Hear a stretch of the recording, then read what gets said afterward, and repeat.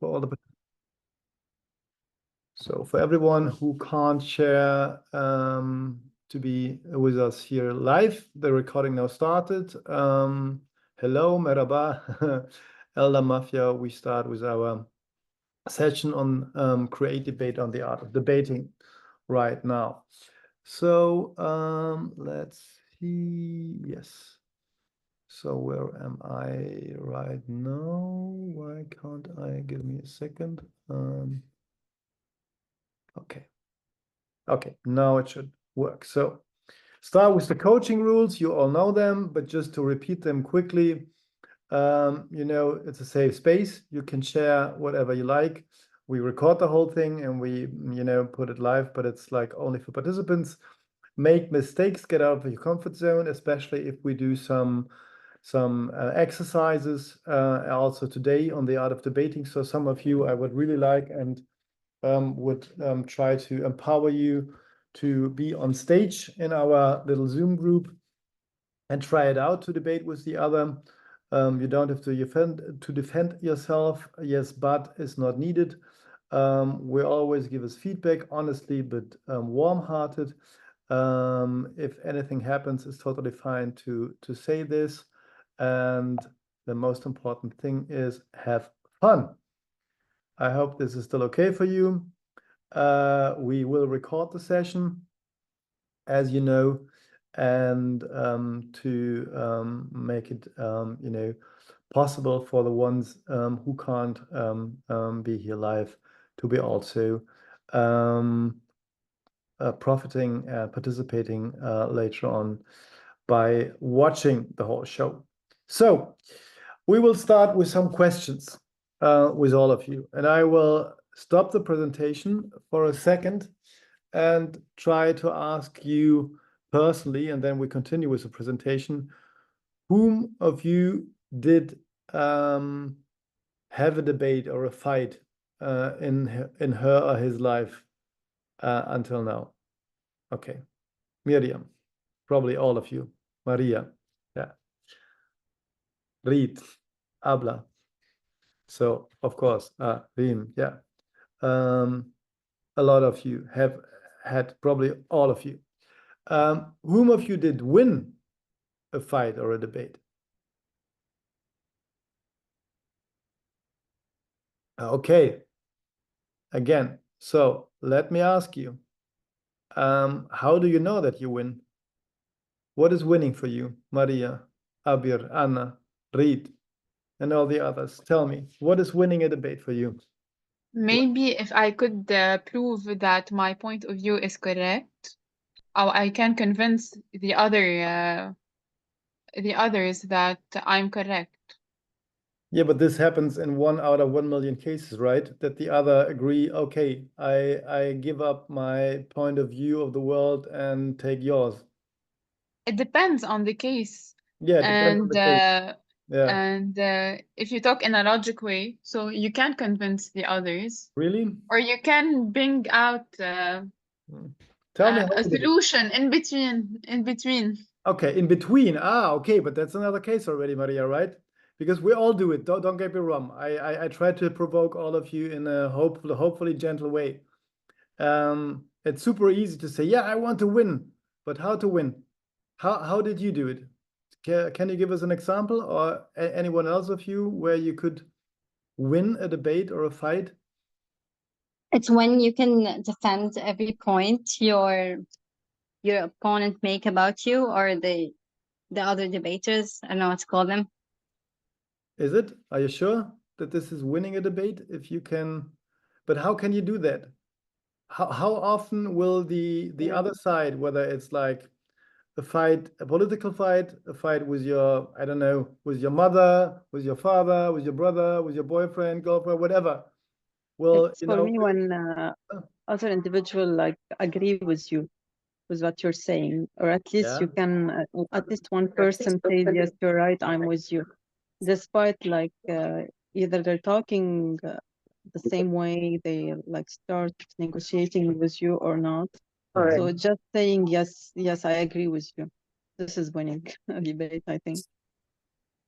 Do you think so? Only when they agree with you, it's winning. So only if you get your points through, this is winning. There's no other way of winning. Yes, it's also, as Maria said, it's when later, like, it proves we were right. Like, sometimes I had a debate with, like the emails at work, when you debate through emails sometime or in person regarding a certain issue, and like they take to their point and they do to agree to disagree by the end. And like after a while, it turned out like what you had said was right. It's kind of this way, maybe. Okay. No. I'm first of all, I'm just asking, and if this happened in your work with emails, did the others later on come to you and say, "Oh, Abla, I'm so sorry, you were right, I was wrong. Thank you so much for showing the truth." It never happens this way. Okay. Can I share mine? Yes, please. Yeah. My internet is not that strong, so it'll be better if I remove the camera. So personally, the debate I had was something that a debate that had an audience. So basically, they voted to the people that they thought or they considered to have a better performance. Because sometimes debate happens based on debatable topics. So there are topics that the both sides of them usually are right. For example, capital punishment, that was my debate. Every single side has its correct and rational and logical pieces of evidence that was supported. But winning the debate then was the concept of which team entertained the audience the most, or which team made them feel that they're convinced, not in a sense that they consider the other part or the other side wrong, but they think they were better off in certain entertaining aspects or speaking aspects. That was my kind of winning. Yeah, thank you. Sorry, I didn't want to interrupt you. Yeah, this is very, very important and a great point if you discuss in front of an audience and there is like public. In the end, it's not only important to be correct and good with the arguments, but entertaining, and the performance is good. You all could argue, but this is unfair. Of course, if really has it in front of an audience, of course, the entertainment and the performance is very important, and it is very important. But I would add, and I'm just asking questions by now, even if you have a one-to-one fight or debate, with a colleague, with a boss, with a partner, with a political opponent, it's also that the performance, the non-verbal communication, the way how you present your arguments, how you listen to the other, and how, even entertaining it is, even if you're just without any audience, it's very, very important. But thank you very much, Rodit. Listen to the others. We have two more raised hands at the moment, Miriam and Anna. Please, go ahead. Miriam, Anna. Yes, could I start? Yes, please. Hi. Hi. So I did live debates on several Lebanese channels.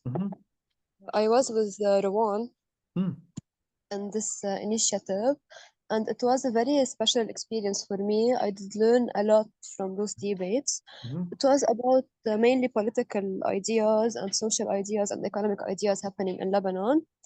And we were teams. Each team was 3 people. And there is people who are voting before the debate starts and after the debate ends. So it was, and we did this work with a professional in the field, and it was live on several TV. Wow, cool! Congratulations. Thank you. And you were debating together with Rowan, or you were one team, or how was it? I didn't get the chance to be with Rowan, but we were in the same initiative. Okay. And what did you debate? And did you win? So tell us a little bit more. So you were debating, it was about economy in Lebanon, right? One of them, yes. And the last one was about boycotting Israel in Lebanon. So we have won the debates. How can you remember? So first of all, congratulations. What was your winning point or your winning talent? What did you do better than the others? The votes of people and the reaction of the audience after we finished our debates. Yeah, that's great, but why? So why do you think they were voting for you? So what did you do better than the other, than your First of opponent? all, What was the winning aspect yes, in your debate? we have worked very much on our arguments and how we will say our arguments and the structure we want to start and how to convince the audience by the tonality, by the body language. And the most important point for me, it was the hard work that we put in this debate. Okay, wonderful. So And we did congratulations. a very big research. Did you, so it was fact-based, which is always good, but did you try to beat or to punish your opponent, to discredit them, to get them down, or did you try to show some respect and get through with your own arguments? I'm just It asking. was very respectful and smart at the same time. Okay. I think So that's I did very smart arguments with no offense to anyone. okay. I think that's very crucial and important. Okay, thank you so much, shukran, and congratulations to your great victory, Miriam. Anna has raised her hand. Anna, please go ahead. What is winning a debate for you? Did you win a debate? Anna? Anna Luisa Saad, are you there? You raised your hand. Yes, can you hear me now? Yes, now I can. Now we can hear you. Hello. Hi. So for me, to win a debate, we should first study well our in a second part. Study their background, why they are they defending this idea. So to know their argument, their basis, then to work on defending or to work on posing arguments that you know that opposite their ideas. So we should study very well our enemies, if we want to say, or the second part, so we can know how and why we should work on this part of arguments. Yes, yeah, I agree. Yes. That's also very, very good. Miriam, again. Miriam? Yes, I want to add something. It's not our enemies. No, we shouldn't be like aggressive with the one who is in the other Yes, side. I know, but I forgot the word. The second part, or Opponent maybe is better. Yes, but I want to share my experience. First, I was thinking, and yes, enemies and like this. It wasn't a good debate.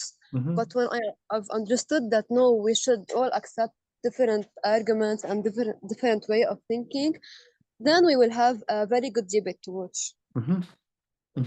Yeah, we're already getting to the point. No, it's totally fine.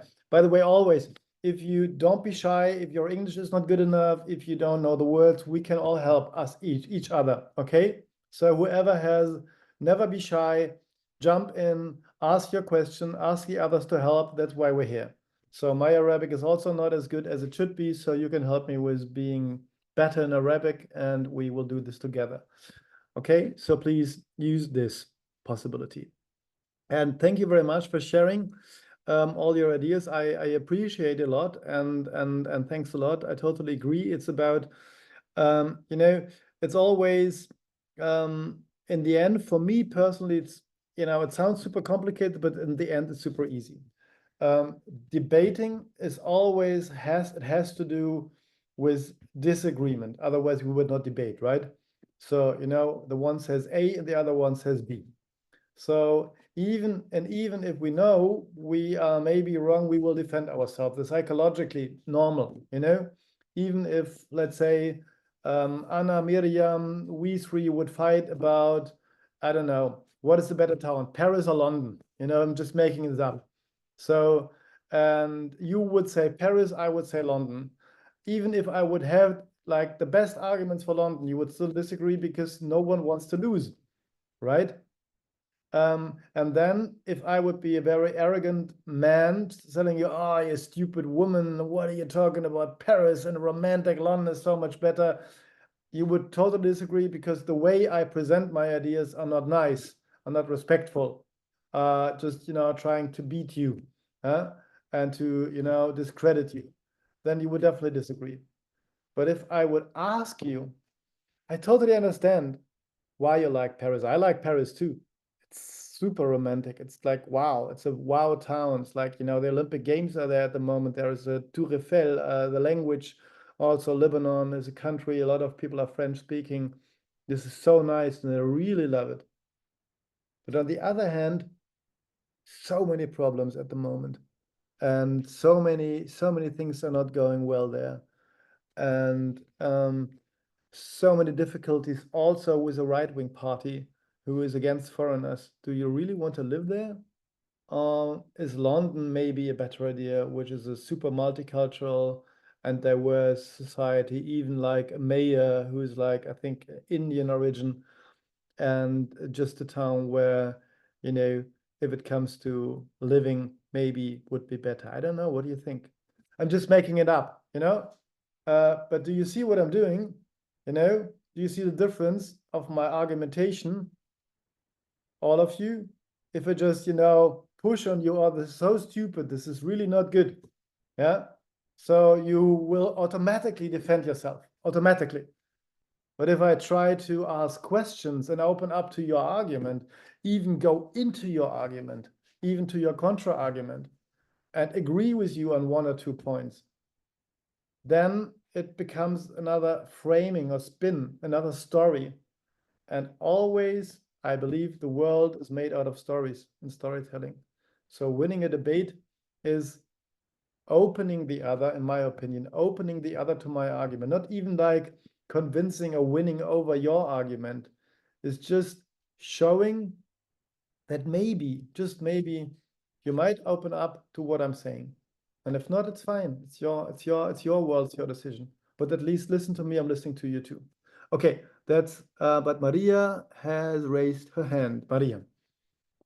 Yes, can we say that we have different types of debates? For example, debating on politics is different from debating on personal preferences definitely. or in a scientific topic. Definitely, yes.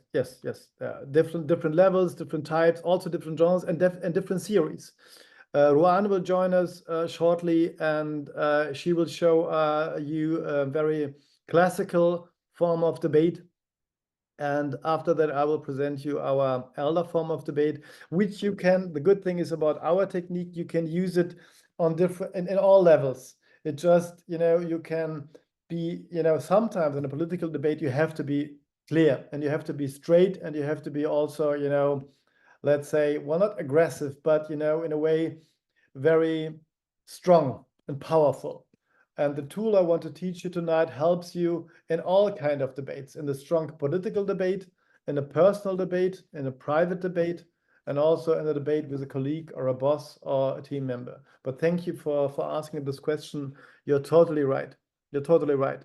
It depends on the level. It also depends on how good you know your opponent, what the topic is about, and what you want to achieve.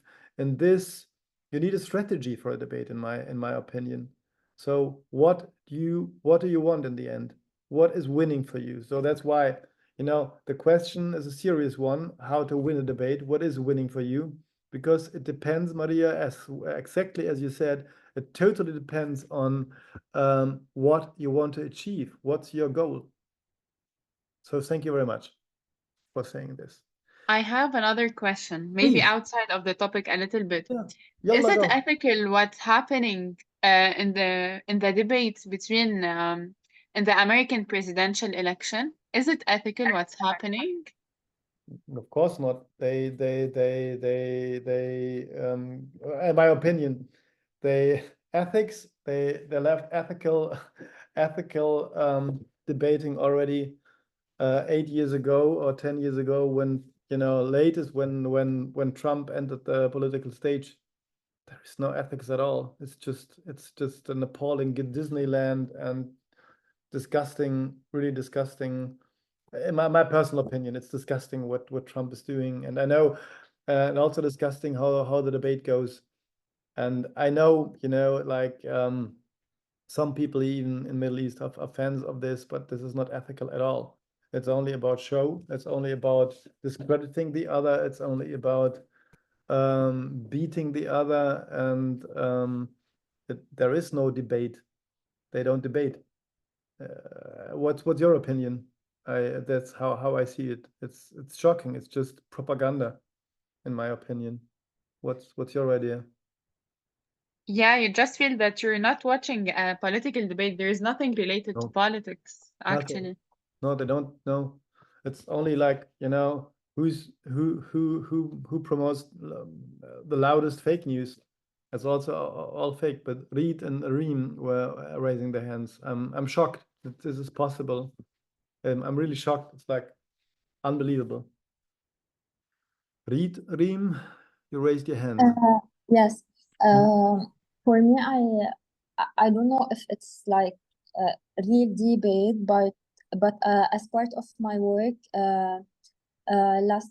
last year, we implemented a project in North Lebanon on gender-based violence, and as you know, the topic is very sensitive in North Lebanon, so we have to do a negotiation or debate with the religious leader.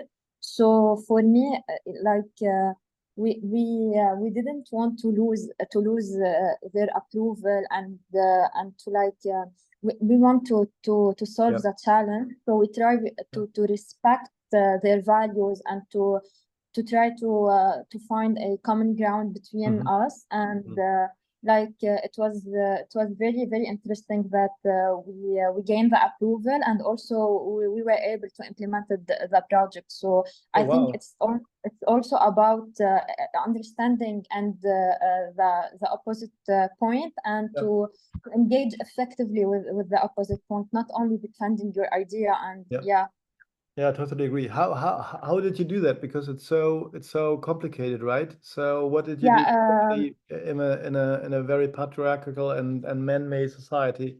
And the topic is so important. Please. We share our content, and we try to approach the content from a educational approach, and from it's also about our safety as women, and about our health when we talk about HR, sexual and reproductive rights. So it's not something that opposite with the religious, but we try to use education and health to approach these messages. Great, congratulations. Yes, I totally agree, but great that you did this. This is such an important topic, and it's so good. And it I totally agree that this is the way how you can convince people by not trying to convince them, Diana and Reed have raised their hands, but thank you very much, Reem, for sharing this. Diana, Reed? Yes, actually, I had a question. Speaking of negotiation, I just don't want to rush things out, but what is the difference between negotiation and debating? Are they the same thing? I mean, I guess negotiation is a win-win solution, while debating is about winning. I'm not sure.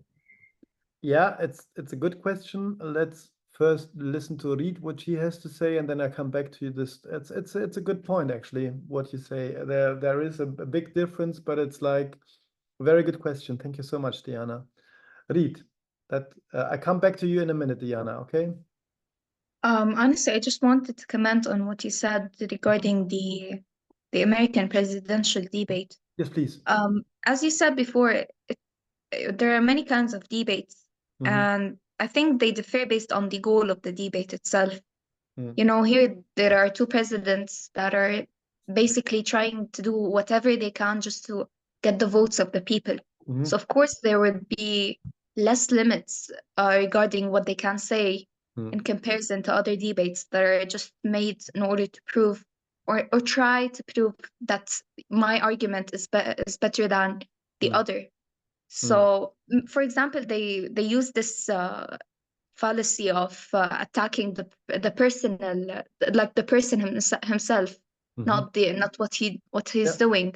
This thing would never happen actually in a real debate. It would be a great mistake, because at the end of the day, I think normal debates has this goal of making the audience appreciate what they're saying, or they just consider them to be supervisors. So they stick to the rules. They make sure that they don't make these kind of rule mistakes. But in presidential debates, you know, they just want to get the vote, so they would do whatever they want.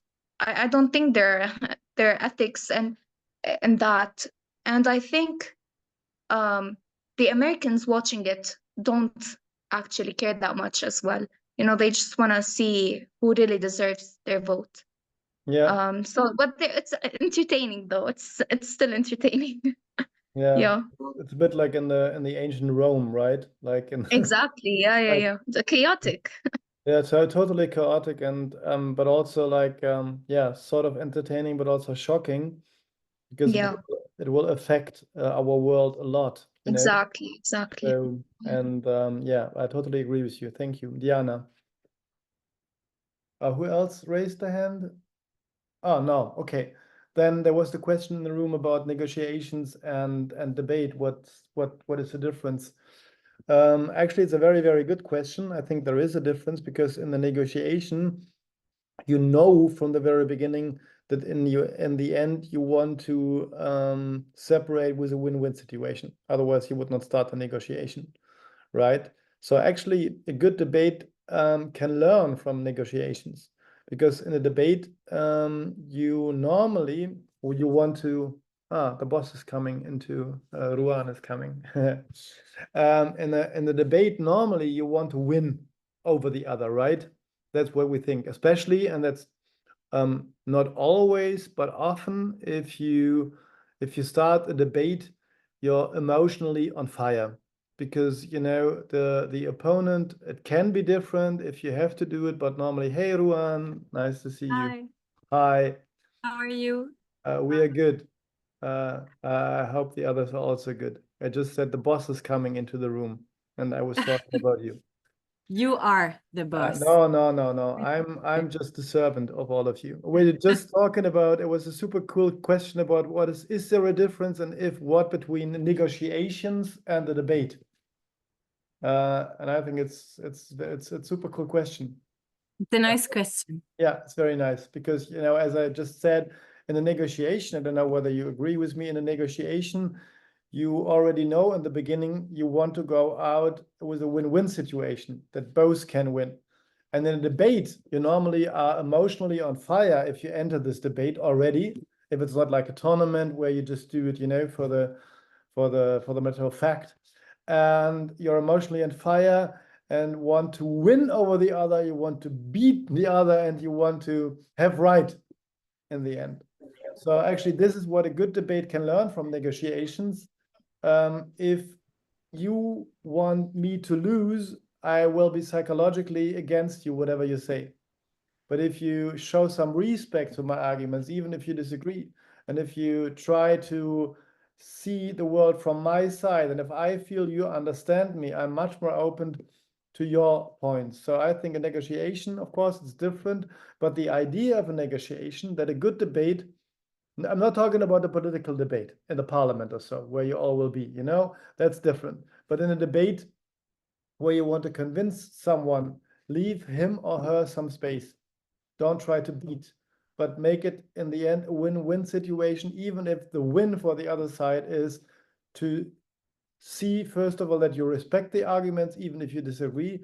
And secondly, you open a new way of seeing things for the other side without beating the other side, saying, but listen, as I just, 10 minutes ago did with Paris and London, just as a quick, invented example.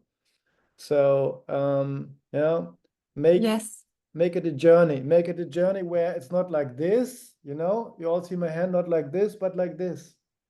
Yeah, like this. Come with me. Let me show you something you might not see so far. Come with me. Take me by the hand, and I'll show you a new way of seeing things. You don't have to agree, but look at it for once. So, I think this is, of course, not in a political debate with some guy, so this is different. But in a debate, even in a debate on stage, I think this can be a winning point. If you are different in a way that you show respect to the opponent and even take their points, the contra arguments, know them quite good, and doesn't mean that you have to agree with them, just to take them, to know them, and to work with them, to do the next thing. So if they are not very, but thank you for the very, very good question. It's a very good question. So because I wanted to show you a video, a small video before I give the stage to Rowan. And this is it is a debate about an interesting topic. It's minimum 10 years old, maybe older. I still like it a lot. It's about the Catholic Church. So, and I'm not talking about religion here in the room. It's just super interesting discussion. It's a town hall discussion from two guys. Anne Whitcomb was a politician of the Conservative Party in London, in England, and a big supporter of the Catholic Church.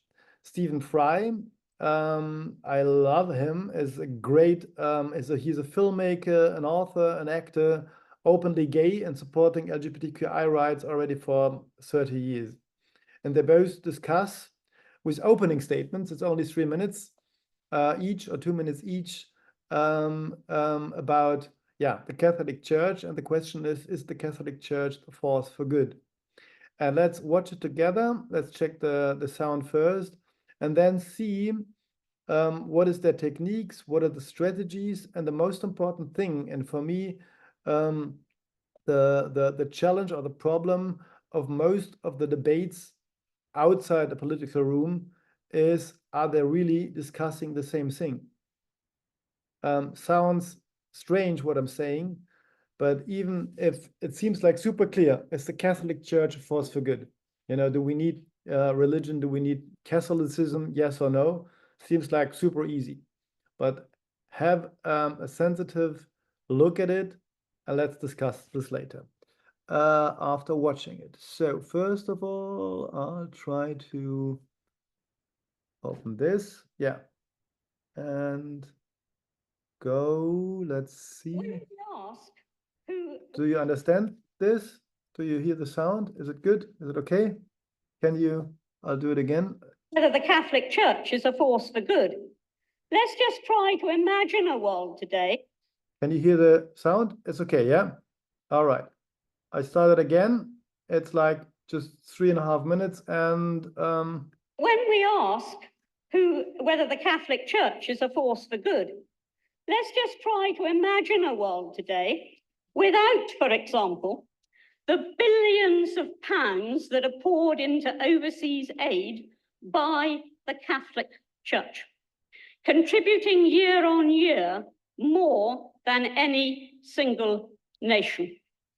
Imagine the developing world had been left without the input of the medicine and the education that was brought to it by the missions. It isn't only about the physical relief of the poor. It isn't only about the work it does on earth, but it is the message that it preaches. And that message is one of hope. That message is one of salvation. And it is all very well for some people in an intellectual arrogance to say, we can do without that. But actually, billions of people across the world live by that message of hope and of salvation. They try to live by the commandments and also by the interpretation of those commandments by Christ.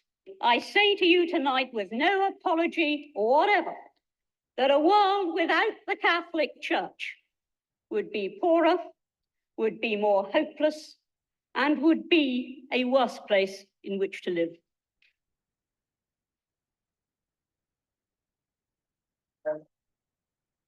Ladies and gentlemen, there are occasions, as Gwendolyn remarked, in the importance of being earnest, when it becomes more than a moral duty to speak one's mind, it becomes a pleasure. And I want to read you some of the words of Ratzinger, the current Pope.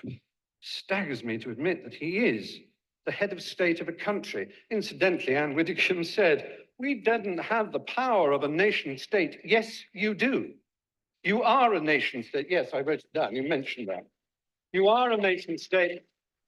And it is no accident that the UN Cairo Population Conference, when they were trying to do something about the world's population spinning out of control, Vatican City, as a nation state represented at that conference, made a joint statement with the Islamic countries of the world, notably the most extreme Islamic countries of the world, led by Saudi Arabia. And it began on behalf of the revealed religions of the world, ... And what it did was essentially hobble and veto any possibility of women's sexual freedom in the world. Because as we know, the Islamic religion and the Catholic Church have never been anything other than implacably opposed to women's choice in their own bodies and their destinies. It's a little hard for me to know that I am disordered, or again, to quote Ratzinger, that I'm guilty of a moral evil simply by fulfilling my sexual destiny as I see it. In order to achieve and receive love, it's a struggle. It's not one that needs a pope to tell you how to do it. It certainly isn't one who needs a pope to tell you that you're evil. With 6% of all teenage suicides being gay teenage suicides, we certainly don't need the stigmatization, the victimization that leads to the playground bullying when people say you're a disordered, morally evil individual. That's not nice. It isn't nice. Okay, let's take it to this point and discuss, first of all. What did they do? What do you see? Miriam. The first woman was debating with no arguments. She just said what she is feeling. The other man was giving all arguments and facts that happened around the world the last few years, so that's why he's more convenient. Okay, thank you. Who else wants to share some ideas seeing this?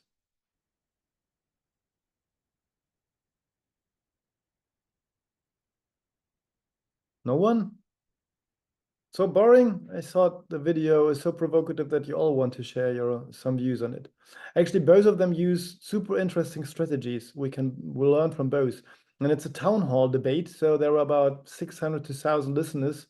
You can also find on the internet without this so-called animated arguments, but I like it a lot, where they both, see them on stage and in front of a huge audience. It's very popular in Canada and Australia and the US. Not known here in Europe. Maybe you also never heard about this, called Intelligence Squared. It doesn't exist in Germany, but a huge town hall discussion. This is only the beginning. But thank you, Miriam, for sharing your point of view. Any others? What did you see if you look at these two debaters, Anne Whitcomb and Stephen Fry? Read, please, go ahead. Yalla. Honestly, first of all, I like the animated debate. Yeah, that's it's interesting. nice, right? First time I see. Yeah. Thank you. Yeah, I agree. It's a super cool idea. Yeah, it is. It's engaging.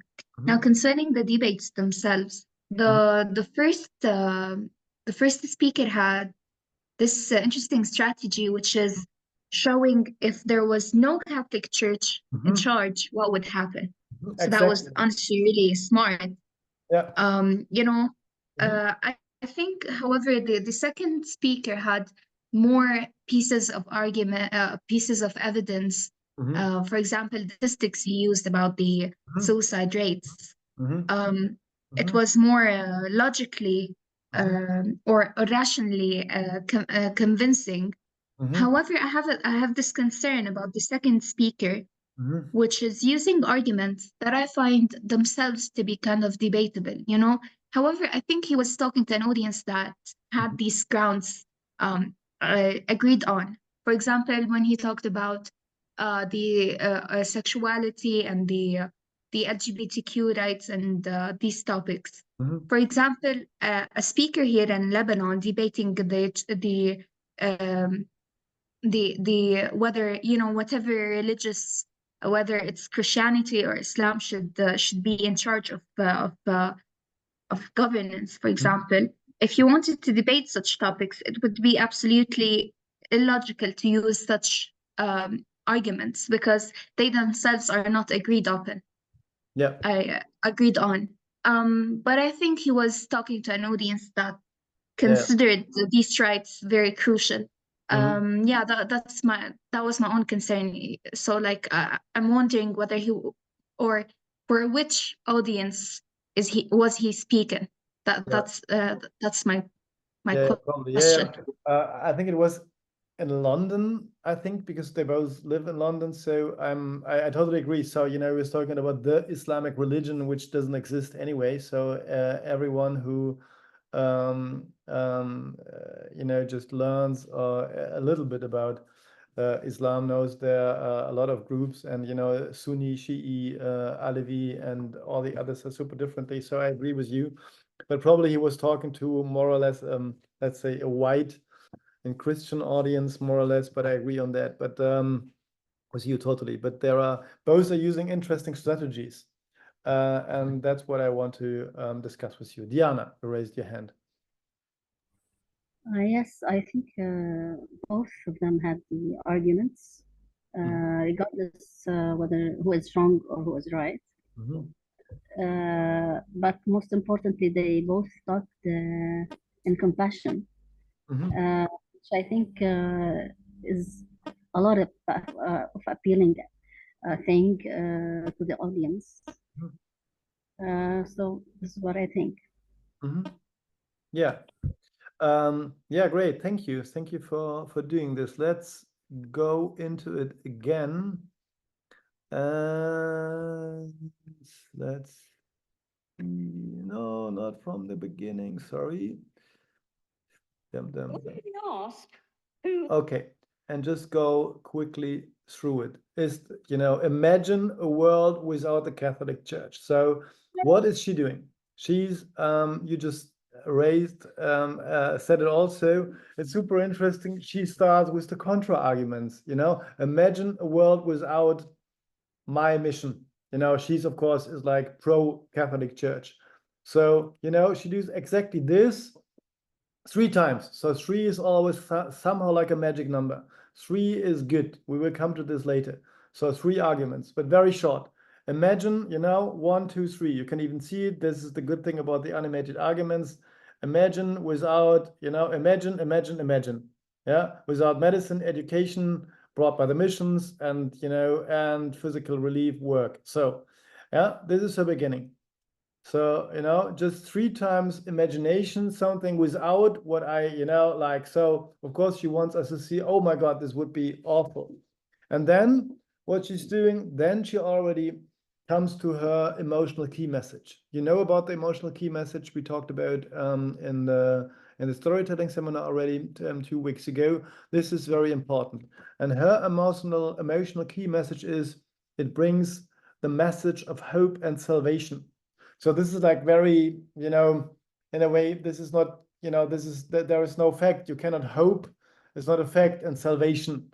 It's more or less a religious argument, or let's say a philosophical argument, which is clever, because you cannot argue against love or against hope or against salvation, you know? So it's very clever of her. So that's what she's doing. So first she starts with the contra arguments. Then it comes the message of hope and salvation. And then again, we can do without that. Again, she starts with a contra argument. There are people, they say, yeah, we can do without it. And then she goes again, what this, from her point of view, would mean for the world. You know, to leave the people without the commandments, and they would starve, and blah, blah, blah. And then she comes again, 3 points. You know, in the end, to her conclusion, without the Catholic Church, the world would be poorer, hopeless, and the worst place to live. So, you know, that's her argument. It's very well done, I would say. You know, it's very good first argument. 2 minutes or even less. How long is it? Yeah, 1:33, 90 seconds. And it's full. So she's a good debater, I would say. And it doesn't mean whether I agree or disagree with her. Doesn't matter at all. She's not she's not trying to discredit anyone. She's using the contra arguments. She makes this imagination, and it's a good storyline. Starting with the, you know, imagine 3 times without church and come to the point in the end, right? It's good. And she has a core message it's the message of hope and salvation. Without the church, this would be not there. So it's actually very good what she's doing. And then Stephen Fry, who is an author, facilitator, and filmmaker himself, starts with a totally different but also very interesting beginning. The opening is so important. This entertaining moment in the beginning. You know, the hook. It's like flirting with the audience or even with your opponent to get them in, to get them on your side in the beginning. He is quoting a famous play from it's called The Importance of Being Earnest. It's a famous theater play from British theater, and he starts with a quote and says, "It's a pleasure to speak. It's more than a moral duty." Do you remember how the people reacted? They were laughing, right? So what he did was very clever. He brought the audience on his side just with a quote, you know, just bring them to, because he's also a comedian. So, you know, if I make you laugh and if I make you, you know, in the beginning, like me and the way I'm talking, it's already 50% of winning your hearts or your smiles. So that's what he is doing. Just with this, well, not joke, but with this opening. And then it's very interesting. Then he quotes, as you already said, it's very full of facts. He quotes the Pope. So, but again, you know, he is arguing with the argument of the others. He quotes the Pope, and he definitely is against the Pope. So he even quotes him and says, look, he says, you're not a nation state, but you are a nation, you know, you are a nation state, because his main argument is, you know, the Vatican always argues the way they can use it. And as a nation state, they have the duties of a nation state. And they are against female rights and gay rights. So this is his main point, you know. So they oppose the female right of sexual freedom, and they're against sex at all, and they call us morally evil. And you know, then his example, of course, is like that gay teenagers commit suicide, and as the audience of course knows that he is gay, I think this is very, very strong. But in the end, because this would have been the chance, you know, he's very strong here, yeah.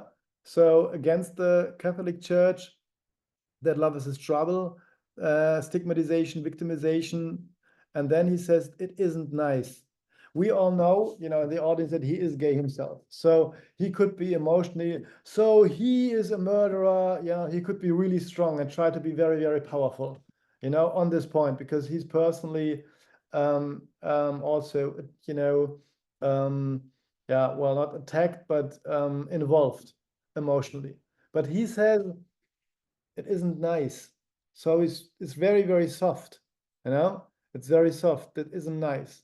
But I personally think we can discuss that makes his argument even stronger, because he's not attacking emotionally like this against the Catholic Church, you know, saying something like, I'm gay and you want me to, and this is awful how you treat me. He just says, this isn't nice, in a very polite way.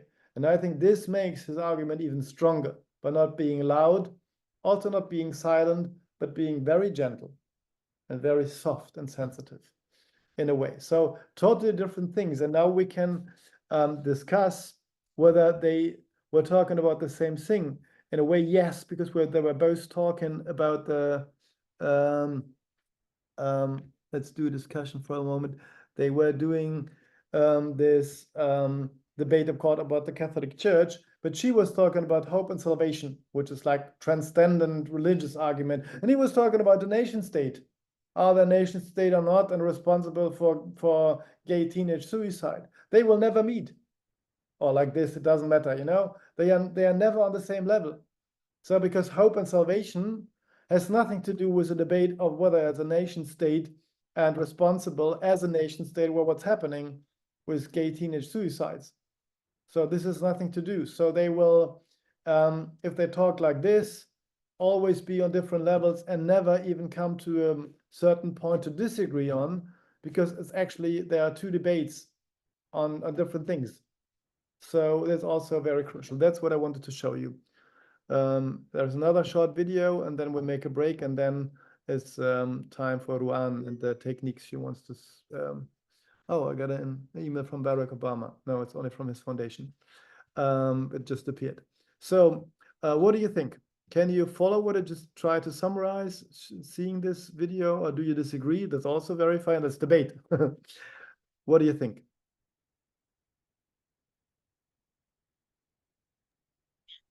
I think that what you said at the end, the idea of talking on different levels or on different, let's say, arguments.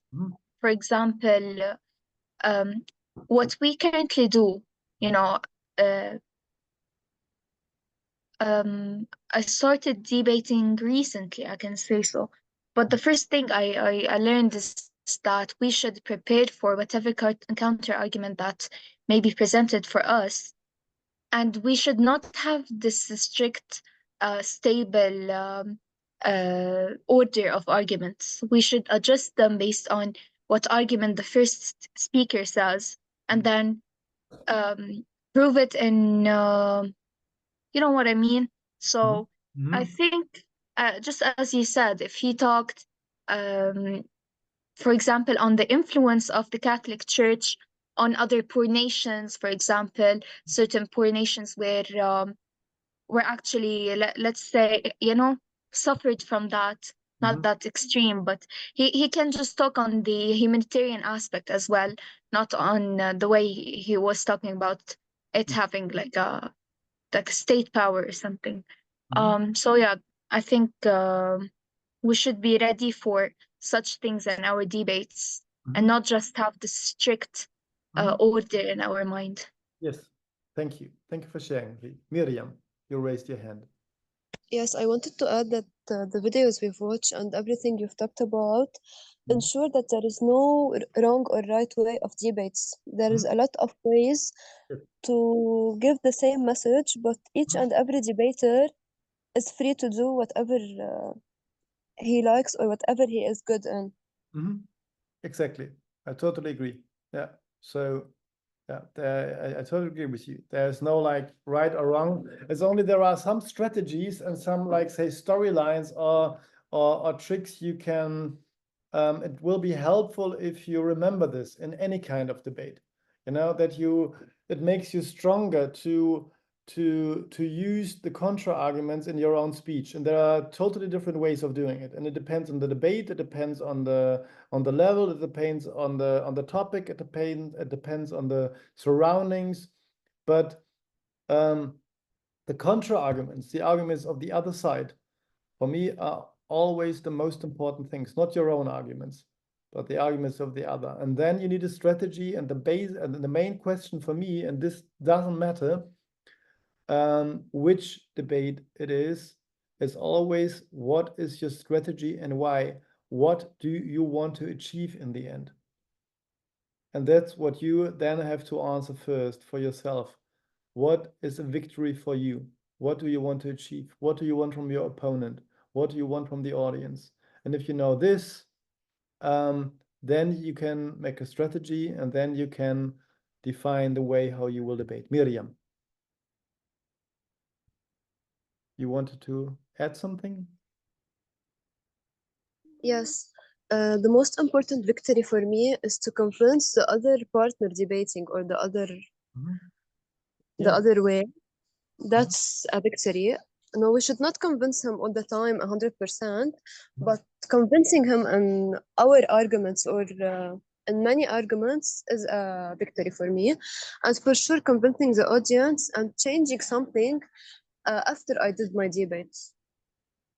Yeah, I agree, but convincing the other to, change their point of view and admit that you were right and I was wrong, this will happen in 1 out of a million cases.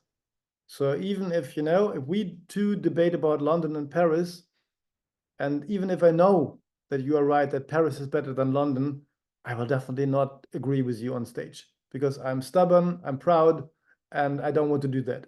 You know what I mean? Yes, but sometimes your body language said that I'm right.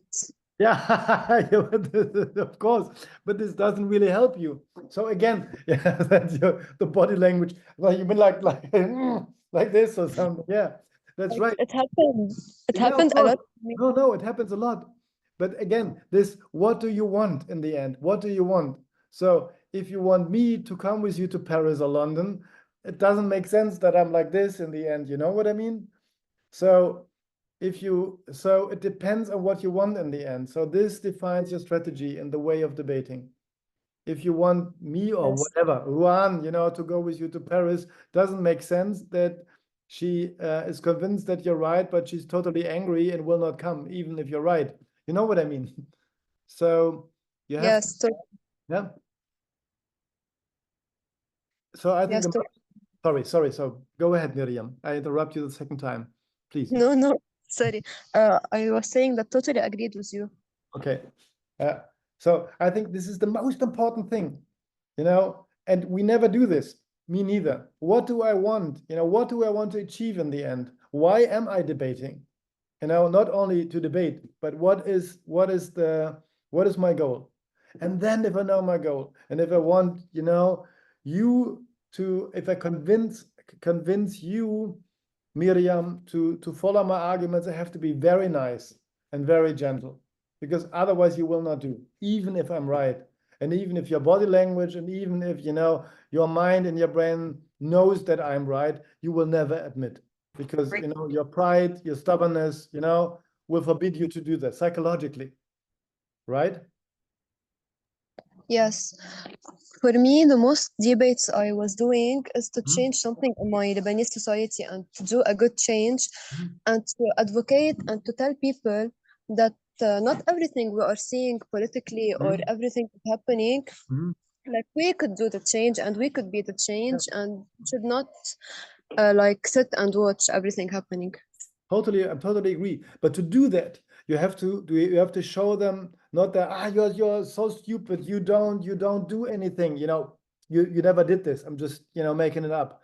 You have to show them how easy it is to change something to the better, how easy it is, and that we can all do this together. Show them that they can do it.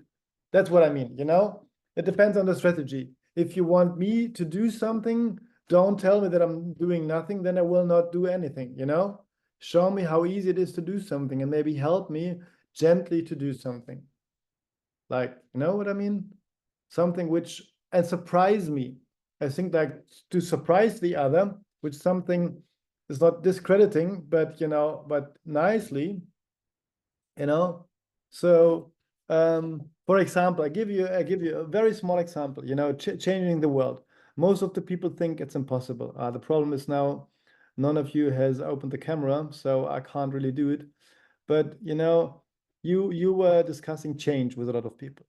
So you could, for example, say, start to say, dear ladies and gentlemen, or dear fellow people from Lebanon, I know a lot of you think that we cannot change anything, and I totally understand why you're frustrated. But allow me to say, yes, we can change the world. Yes, we can change Lebanon in the very moment in which we are right now. You don't believe it? I agree. It's totally fine that not. But I will show you how easy it is to change the world a little bit, just with a smile. What will happen if I smile right now on you like this? Look at you. What will you do? You will smile. All of you will smile, even if the camera is not opened. If I smile like this, if I believe in what I'm saying and I'm smiling to you, you will smile back. And this is exactly what will happen with Lebanon. If we give our beautiful country a smile, and if we are smiling as Lebanese, we will change the world of Lebanon. But we have to believe in us. We have to smile. With a smile, we can change the world a little bit. And if we all smile, and if we all start something like smiling, like giving a positive energy inside our country, the country will change, because the country is us, and the future is us as well. So give us a smile. You know what I mean? So, so this was just also invented. It was not, I'm not attacking you. I try to encourage you, to do a very easy thing. So smile. Now smile to your neighbor and see what's happening with you if your neighbor smiles back. You know what I mean? So this is to engage and empower things, to especially this debate. This is so good. So work with the contra arguments. But I totally agree with you. And before we make a small, because the time is running, before we make a small break, I want to show you one more video. I know that Jessica showed you last time the current and the actual video of Alexandria Octavia Cortez from New York. She's a Democrat, very powerful and great lady. I like her campaign a lot. I will now, maybe you know it already, it's also only 90 seconds. Her first campaigning spot she ever made in her life. She was super unknown back then and was competing against another Democrat in New York first. So she had to beat be better than the other Democratic candidate.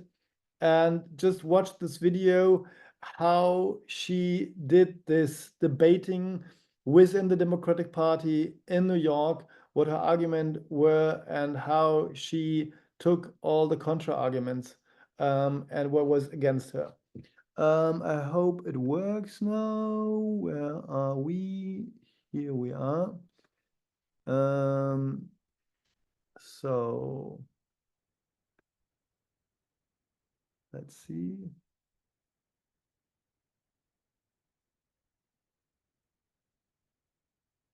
Is the video, but it doesn't run. Why? No. What's wrong with the presentation? Cannot open it. If you want, you can send us the link, the YouTube link, and we can check it. I can. I'll give me a second. I'll try to. Sorry for that. I don't know why. Always. Why it doesn't work? It did work when I tried it, but it's not working. Okay. Okay, let's find the video online and try to watch it there.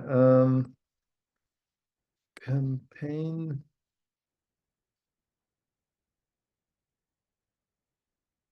Ah, yeah. So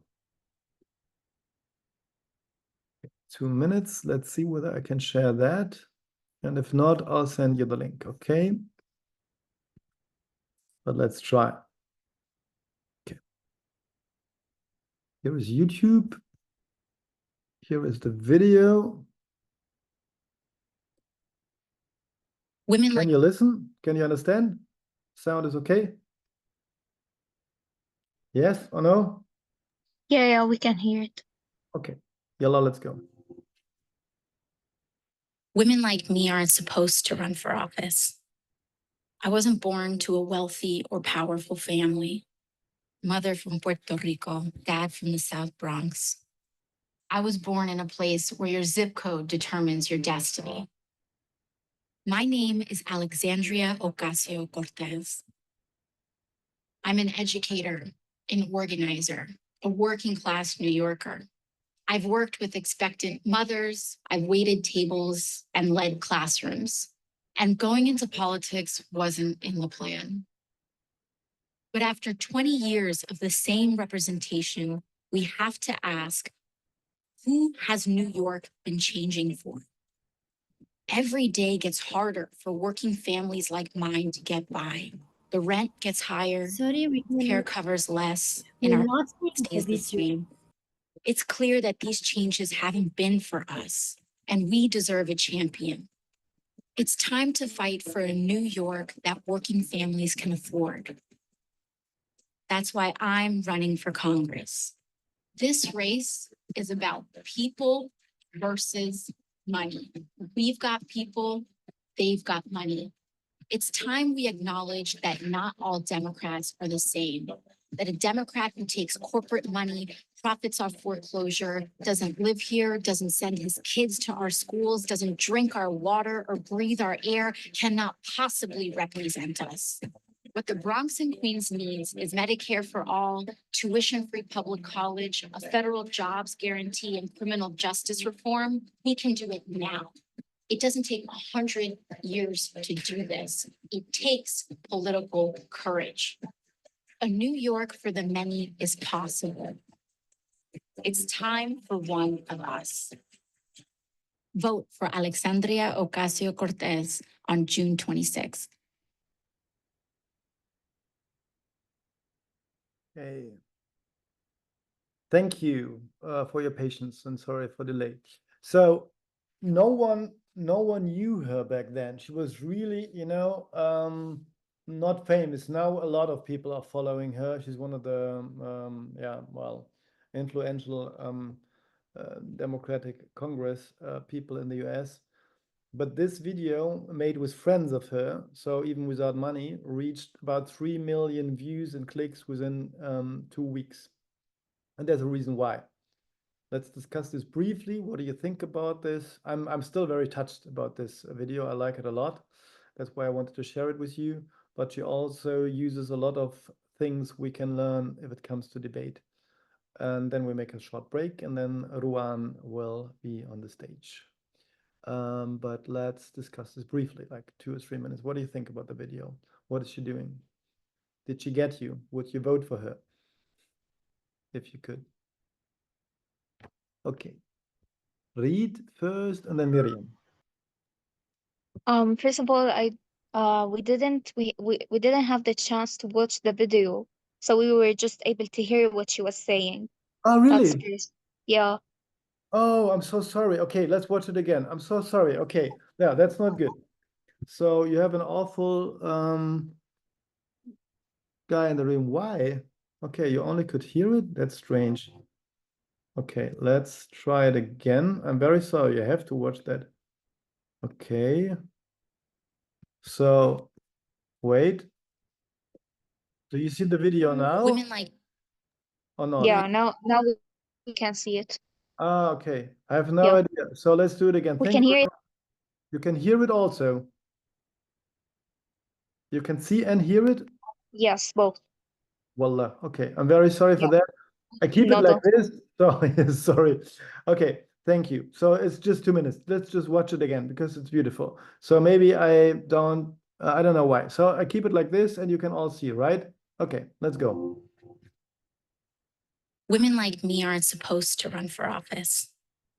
I wasn't born to a wealthy or powerful family. Mother from Puerto Rico, dad from the South Bronx. I was born in a place where your zip code determines your destiny. My name is Alexandria Ocasio-Cortez. I'm an educator, an organizer, a working class New Yorker. I've worked with expectant mothers, I've waited tables and led classrooms. And going into politics wasn't in the plan. But after 20 years of the same representation, we have to ask, who has New York been changing for? Every day gets harder for working families like mine to get by. The rent gets higher, healthcare covers less, and our income stays the same. It's clear that these changes haven't been for us, and we deserve a champion. It's time to fight for a New York that working families can afford. That's why I'm running for Congress. This race is about people versus money. We've got people, they've got money. It's time we acknowledge that not all Democrats are the same, that a Democrat who takes corporate money, profits off foreclosure, doesn't live here, doesn't send his kids to our schools, doesn't drink our water or breathe our air, cannot possibly represent us.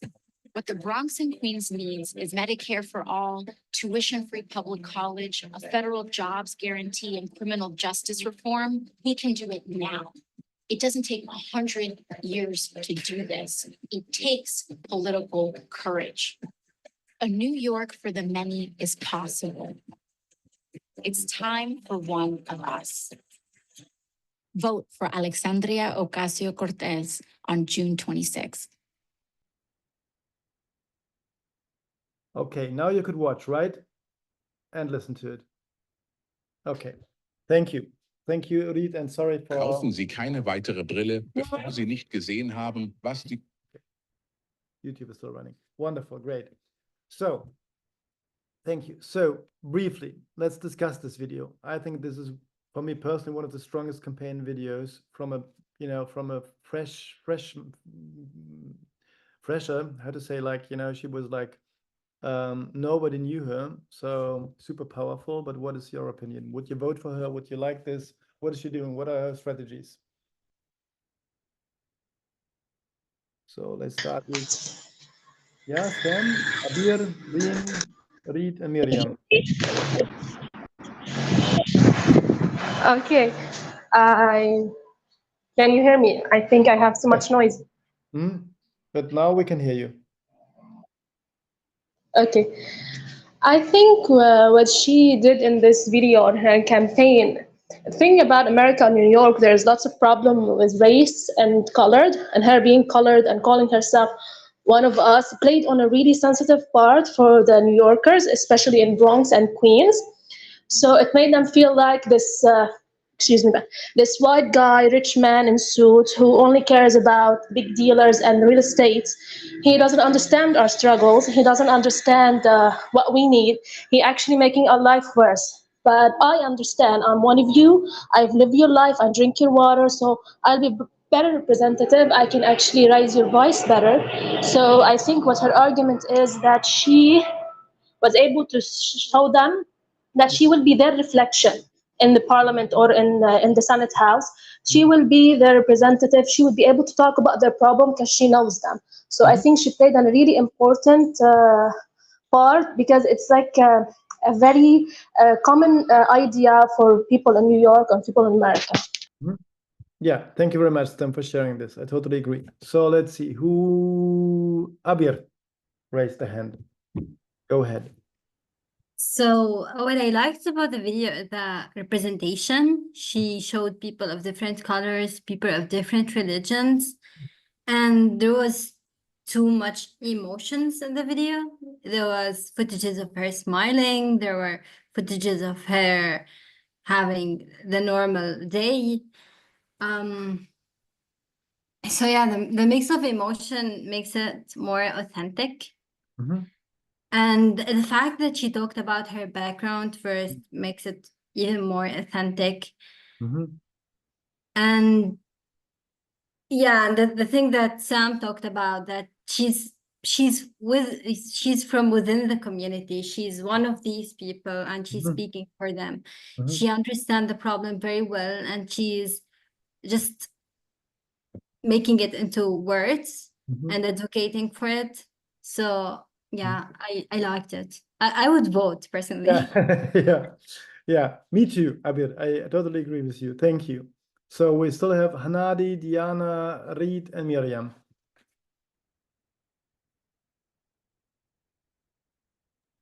Yes. Oh, Miriam, go for it. Yeah, you have the word. Okay, first of all, the subject or the topic and how it's addressed is very important in the video.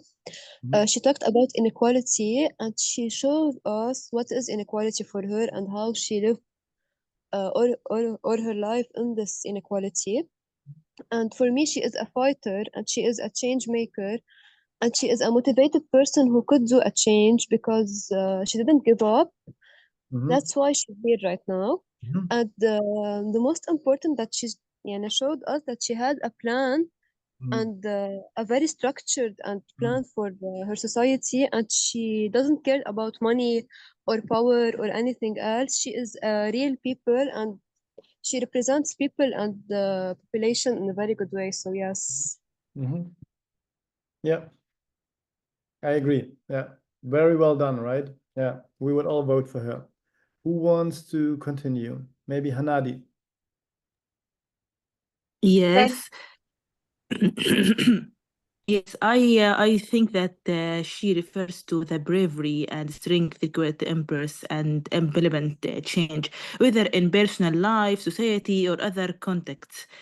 Change often involves stepping into the unknown, facing uncertainties, and overcoming fears or resistance. It can challenge deeply held beliefs, routines, or comfort zone. Having the courage actually to change means being willing to take risks, comfort, and difficult things. I think she means that challenge, while often difficult and doubting, is necessary and can lead to positive transformation. Thank you. Yeah, thank you very much for sharing this. Thank you. Great. Thank you, shukran. Who else? With Reem and Reed? Yeah, Reem was raising her hand. Yes. Should I go? تفضلي. Yeah, go. Reem. Bella, you can go. It's okay. Okay. Honestly, I wanted to note that or to say that the second time we actually had the opportunity to watch the video made the speech much more touching because I think visual aids really assist in you know, supporting whatever argument you have. Yeah, and it's honestly very it was sensitive and hard to be able to convince people to vote for an opponent from the same political party, because usually people who run for such positions would have their political party as another support for them, so they would be proving that they are capable of this position, and their party which is you know, like it supports them as well. So it was really smart using this kind of representation and inclusivity, I don't know if that's a word, you know, this card, and at the same time not attacking the party itself. So that was really smart. Yes. And it's touching as well. Yeah, I would vote for her. Yeah. Thank you. Thank you. Reem. Yes, actually, it's not my first time watching this video. Last year, during my fellowship at St. Mary College in Indiana, we discussed this video, and for me, I would for sure vote for her because she started with a very strong sentence when she said I'm from area where your zip code identify. Yeah, so she's telling people paying, like she's from like she addresses very effectively people pain and the struggles in the United States, and she showcased her modest life and from where she came. So that's why I would vote for her. And she not only recognizes people struggles, but also she speaks very passionate about solving this issue. Yeah. Yes. Yeah. Thank you very much. Yeah, it's a it's a super strong campaign video. I totally agree with all of you. Just to summarize for me, thank you very much, first of all, for this wonderful ideas and reflections on this video. First of all, I think it's one of the strongest beginnings ever, especially if you know that she was, running for the first time and again against a candidate in her own party who's super influential. Because she also started with the contra arguments against herself, as you said, Reem, I'm from a neighborhood where the zip code determines your destiny. I'm from a super poor family, father from Puerto Rico, mother from the Bronx. I was never born to go to politics. It's not meant for people like me. I'm the loser. So, everything which you can take against her, she took. And in the end, it was the strongest arguments why she's the one New York needs and not the other guy.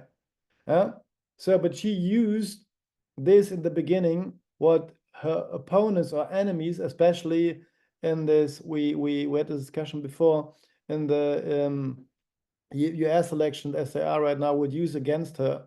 And she took these contra arguments and turned them around. It's exactly what I tried to say, take the contra arguments and turn them around. And then it came to, as you also mentioned, Reed especially, she attacked her own, political, friend, but enemy in the same party in a very clever way. She showed his face and name, but she never said the name. She was only talking about if it's time to acknowledge that not all Democrats are the same. She never mentioned his name. She only showed his picture and talked about generally about what is wrong with the Democratic Party and what you have to change. And then it's such a great moment if you watch the video, exactly in the middle of the video, exactly in the middle of this 2 minutes video. She did what? She changed shoes from sneakers to high heels. That's exactly the turning point of the video. And then you see her in a church saying, you know, we need a champion. And then it goes faster and faster. And she shows us all the things which go wrong in the end. And then she starts with her emotional key message. It's time for one of us against them, us, you know, I'm from, and then the beginning, the contra arguments become her strongest arguments. Her being honest about herself becomes super strong, because then in the end you see she is one who drinks the water, who breathes the air, who knows the problems, because she is from this poor neighborhood. It's time for one of us, and we can change this now and not in 100 years.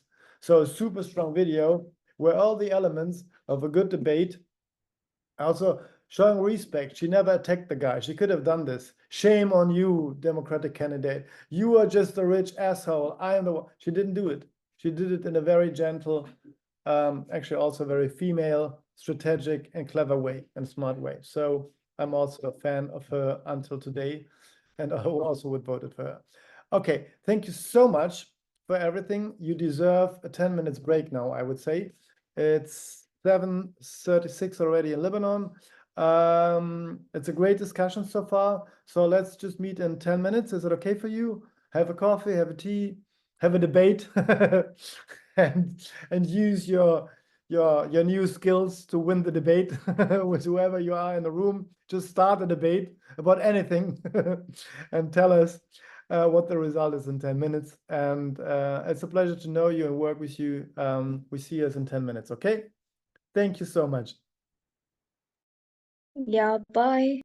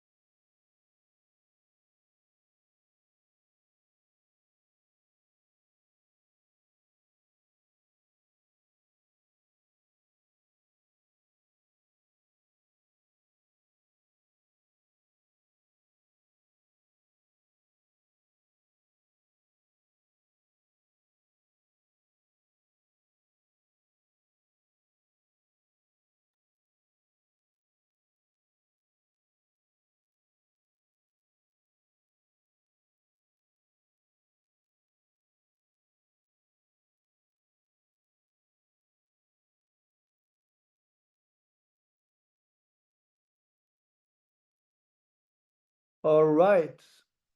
I hope you're coming back. You had a coffee or tea.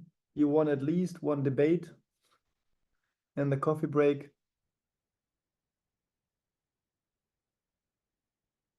Rowan is still having a coffee, or is it a tea you're drinking? Tea. Tea. I'm team tea, yes. But I want you to drink coffee. Let's debate this. Okay, but I drink coffee in the morning sometimes. You know, after we came from Berlin, because we were up for 26 hours. So it was my first time having coffee. Yeah. And ever since I have coffee. And I'm not proud of this. No. But I totally look for me, like tea is much more stylish. It's the more, you know, it's the better drink. It's stylish, it's healthy, it even tastes better and it looks better if you drink tea. It's very British, like, you know, a real queen drinks tea. If I wake up at 6 a.m., I cannot do. I need a triple espresso.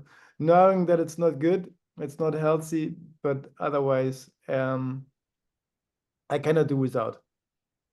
Well, you need to manage. I need to wake up. Your caffeine intake. Yeah, which is haram, but I don't care. Yeah, I need this in the morning. Yeah, it's not good. But tea, of course, it's very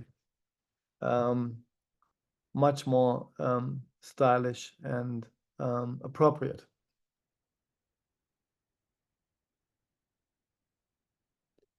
Okay, the ladies are coming back. We only have ladies today, right? What happened to we had some men in the group last time, but now it's the Female Leadership Academy. What did you do to them? So did you scare them off, ladies? All the men. You already debated them out of the classroom, or are they just lazy bastards lying on the sofa? Anyway, so now I have only one more thing to do for the next 30 minutes to proudly present live and in color Miss Rowan Ibrahim, our great debater and co-host of the session, who will talk to you about very classical and very useful techniques. And as we know, Rowan, what you cannot know, we already know that you had some great victories on the debating stage, but we will not tell you who told us this. Thank you. The stage is yours. Thank you, Chris. Hi, everyone. أول شيء أنا حأحكي بالعربي اليوم لأنه sorry Chris, I was saying that I'm gonna talk in Arabic today, but I'm gonna switch to English. أنا اسمي كريس بحب لبنان والله خلص عن جد Yes. يلا. It's a great opportunity also for you to practice your Arabic even more. So as Chris said, إنه اليوم حأحكي شوي عن دبا بطريقة تقليدية لحتى إذا شي نهار كمان حبيتوا تشتركوا بأي مسابقة مناظرة فيكم تستعملوا هول التكنيك، لأنه هول التكنيك اللي بيستعملوا هناك. هلا إذا بدي بلش أحكي، أول شيء بحب لكم إنه كتير عم نشوف مؤخرا، ما بعرف إذا بيطلعوا قدامكم، أنا بيطلعوا قدامي على يوتيوب على إنستا، هي قصة ألغوريتم، بس بيطلعوا إنه how to be more charismatic، كيف نجذب انتباه الأشخاص لحتى يسمعوا لنا أكثر وأكثر. وهولي أكثر شيء بيهمه للأشخاص اللي بدهم يتعاطوا مع جمهور، اللي بدهم يحكوا قدام audience. هلا دايما بتشوفوا بيقولوا لكم ethos pathos logos، وأنا كتير بوافق هذا الشيء، بس أنا بالنسبة إلي في شغلتين إضافيتين ما بينحكى عنهم كفاية ولازم ينحكوا أكثر، لأنه بالنسبة إلي هولي بالكور on how to be charismatic و how to يعني يجذب الواحد انتباه الجمهور أكثر وأكثر. وهن أولاً اللي بحطوها تحت مسمى الثقة، إنه الواحد يكون واثق بالكونتنت تبعه، يكون واثق بشو عم يحكي وشو عم بيقدم. وقت الواحد يكون مرتاح بالمعلومات اللي عم يحكيها ويكون واثق باللي عم يحكيه ويكون مأكد من صحة المعلومات اللي عم بيقولها ويكون كل كلمة عم بيقولها مأكد من مصدرها ومن الريزنينج تبعها، كتير هو بيرتاح عن ستيج، وهذا الشيء بيعكس قدام الجمهور وقد هو قادر يكون مرتاح بحكيه والى اخره. فالثقه والكونفيدنس بالحكي بتجي اكثر من قديش الواحد عارف بشو عم يحكي وواثق بشو عم يحكي. تاني شيء، اذا كمان بدي اقول كيف بيقدر الواحد يخلي الجمهور يسمعه، بطريقة متواصلة بلا تشتيت هو إنه يكون منهجي. كطلاب حقوق بندرس منهجية بالسنة الأولى، وهي أهم شيء بعتقد. وبعتقد هون في طلاب حقوق، في محامين فيهم يوافقوني أو يعارضوني بالفكرة، بس من أهم القصص بكتابة اللوائح أو بحل المسائل أو حتى بالحكي هي المنهجية. لأنه كل ما كنا منهجيين أكتر وأكتر كل ما كان أسهل على الناس يسمعوا لنا ويتابعوا لنا، بيبطلوا مضطرين يعملوا جهد ليعملوا active listening لحتى توصل المعلومة لإلهم. ميرسي أدهم.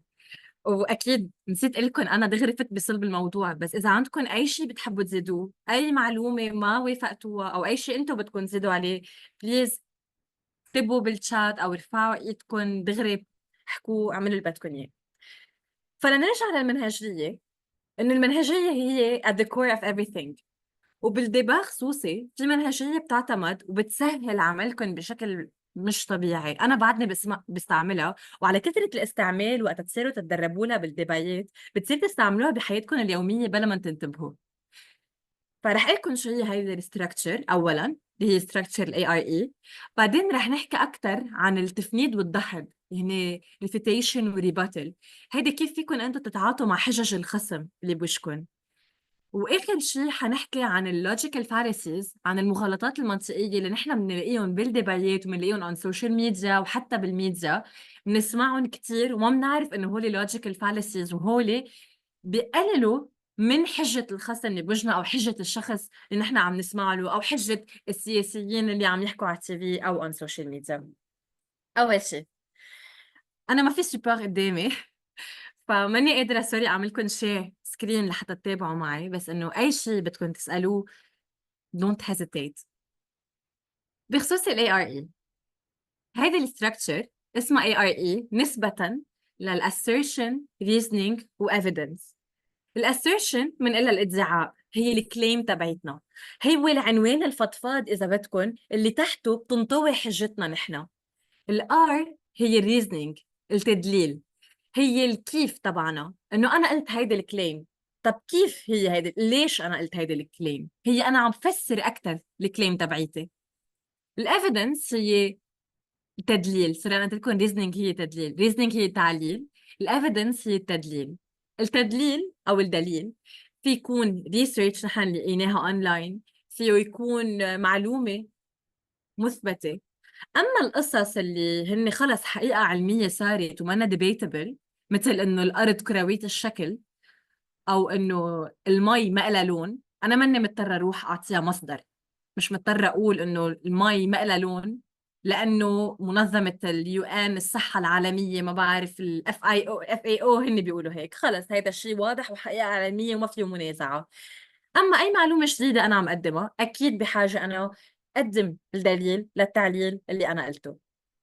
بس لحتى ما اكون عم بحكي شيء فضفاض بلا ما اكون عم بعطي مثال، رح اقول لكم مثلا شو فينا نعمل structure لargument based on ARE. واذا بتحبوا انتم كمان تجربوا بليز let me know، بيكون اكزرسيس كتير حلو. انا ما كتير عبالي اطول عليكم ف I'm trying to be as brief as possible، مع انه المعلومات اللي هلا انا عم اقولها هي ما بتنحصر بنص ساعة، هي كل معلومة بتنقال بتخصص لها ماستر كلاس لحالها بتنعطى.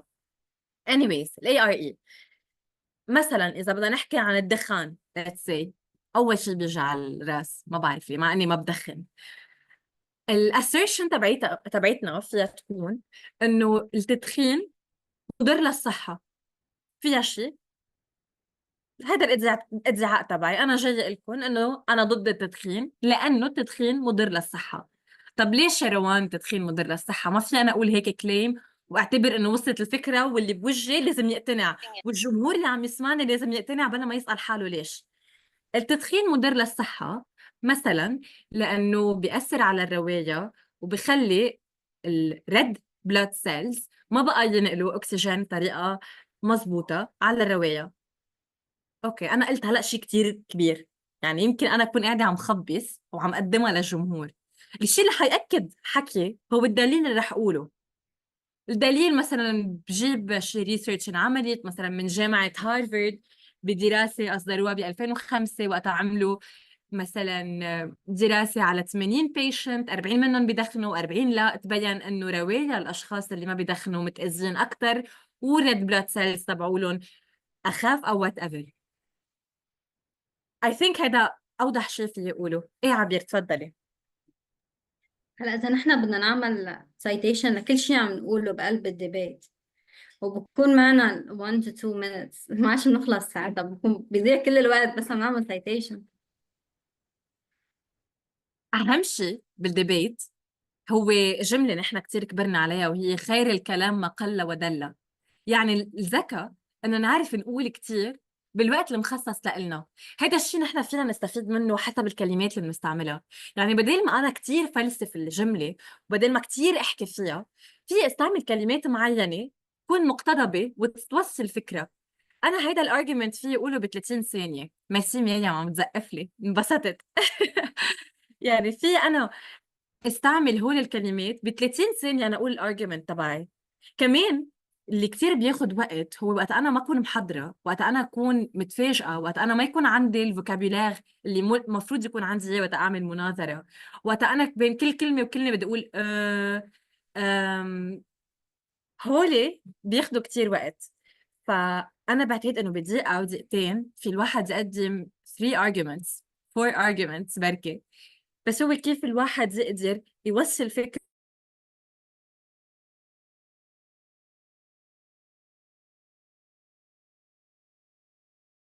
بكلمة علمية بدل ما الواحد كتير يشرحها. أكيد الكلمة تكون مفهومة للعالم، إذا اضطرينا نشرحها بنشرحها. ما بعرف إذا جاوبتك عبير. yes thank you. ولو فهيدي هي structure ال ARE. إذا حدا عباله يجربها معنا وقت، إذا حدا بحب، إذا لا بنقل على الريفيتيشن والريباتل. أوكي رح نقول أوكي عبير. ميرسي عبير، تفضلي. مش الحق عبالك تجربيها؟ بدي طبق بس. أنا ما عرفت إذا عم ترفع إيدك لأنه عبالك تجربيها أو لا بدي أجربها بس بدي طبق. أوكي بدك توبيك. في حدا بيحب يقترح توبيك لعبير؟ سهلة. أنا I would suggest تكون whether إنه هلأ أحسن تكوني عم تحكي بالإنجليش ولا بالعربي. سو خلي الارجيومنت تاعولك إنك تحكي بالإنجليش أحسن إنك تحكي بالعربي. أوكي غيد اقترحت إنه تعملي argument إنه أنا لازم أحكي بالإنجليش هلأ بدل العربي. Okay so معي تقريبا 30 seconds. Okay let's إذا بدك 45 seconds لتكوني فكرتي شوي. Okay.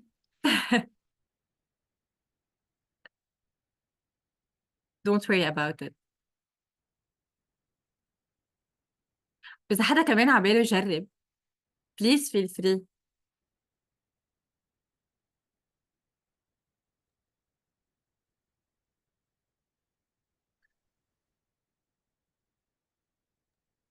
أنا كمان بحب جرب، ما بدي أخلي ميلومك لحالها، بس I need a topic أنا.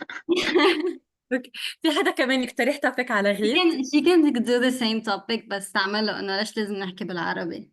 اوكي غير عبالك تقولي انت اقترحت لك عبير انه تعملي argument انه ليش لازم نحكي بالعربي مش بالانجليش. اوكي انا ديل ليش هلا أنا بس انت يا Okay I can start. يلا عم نسمعك. رح أعمله بالإنجليش لأنه أنا I'm defending English. والله لازم أعمله بالعربي. مثل ما بترتاحي. Okay let's go then. Language is the cornerstone of communication. We need language to communicate. But when we talk about language, we talk about things that are much more than just saying words. We are representing and we are delivering messages to people from different backgrounds and all over the world. And in this setting, exclusively, we have people from different backgrounds that may not understand Arabic. So we have to communicate with them in English, because that's how we build an inclusive environment, and that's how we make everyone feel accepted and valued in this setting. I think this itself is a valid reason to speak English in this setting, because everyone deserves to be included.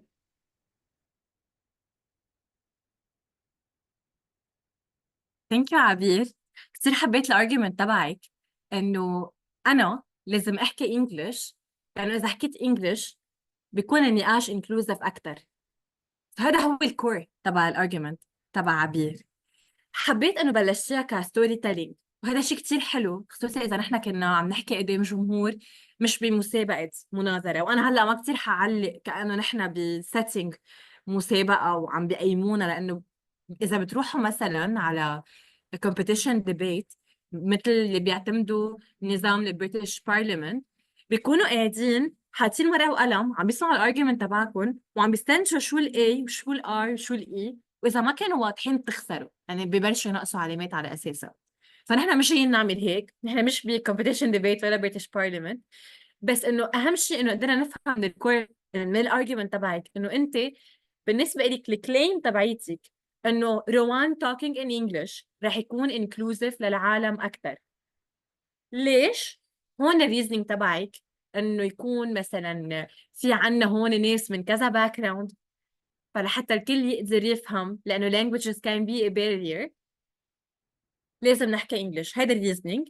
هلا الافيدنس بعتقد انه you were short on time، بس انه evidence فيها تكون دراسة انعملت، فيها تكون ريسيرش طلعت، اي شيء كيف بتكون language barrier لنقاشنا، وبالتالي الناس اللي عم يسمعونا ما يفهموا علينا. غيد عبالك تجربي؟ ثانك يو عبير. هاي أجان، للأسف حظي كان كتير سيء، الإنترنت كتير سيء وطلعت من الميتينج، بس I can still do it، يعني ما بدي تبين هيك. اوكي اذا عبالك no pressure، ما في التزام. No I love it. No بس كان بدي أسمع عبير شو عم بتقول. الفكرة، أوكي خليني نبلش بالعربي مفروض ولا إنجليش؟ مثل ما بدك، مثل ما بترتاحي. أوكي هقولها بالعربي بما إنه my argument أساسا بالعربي. فينا نستعين بكتير دراسة. لا لازم انترو أول شيء.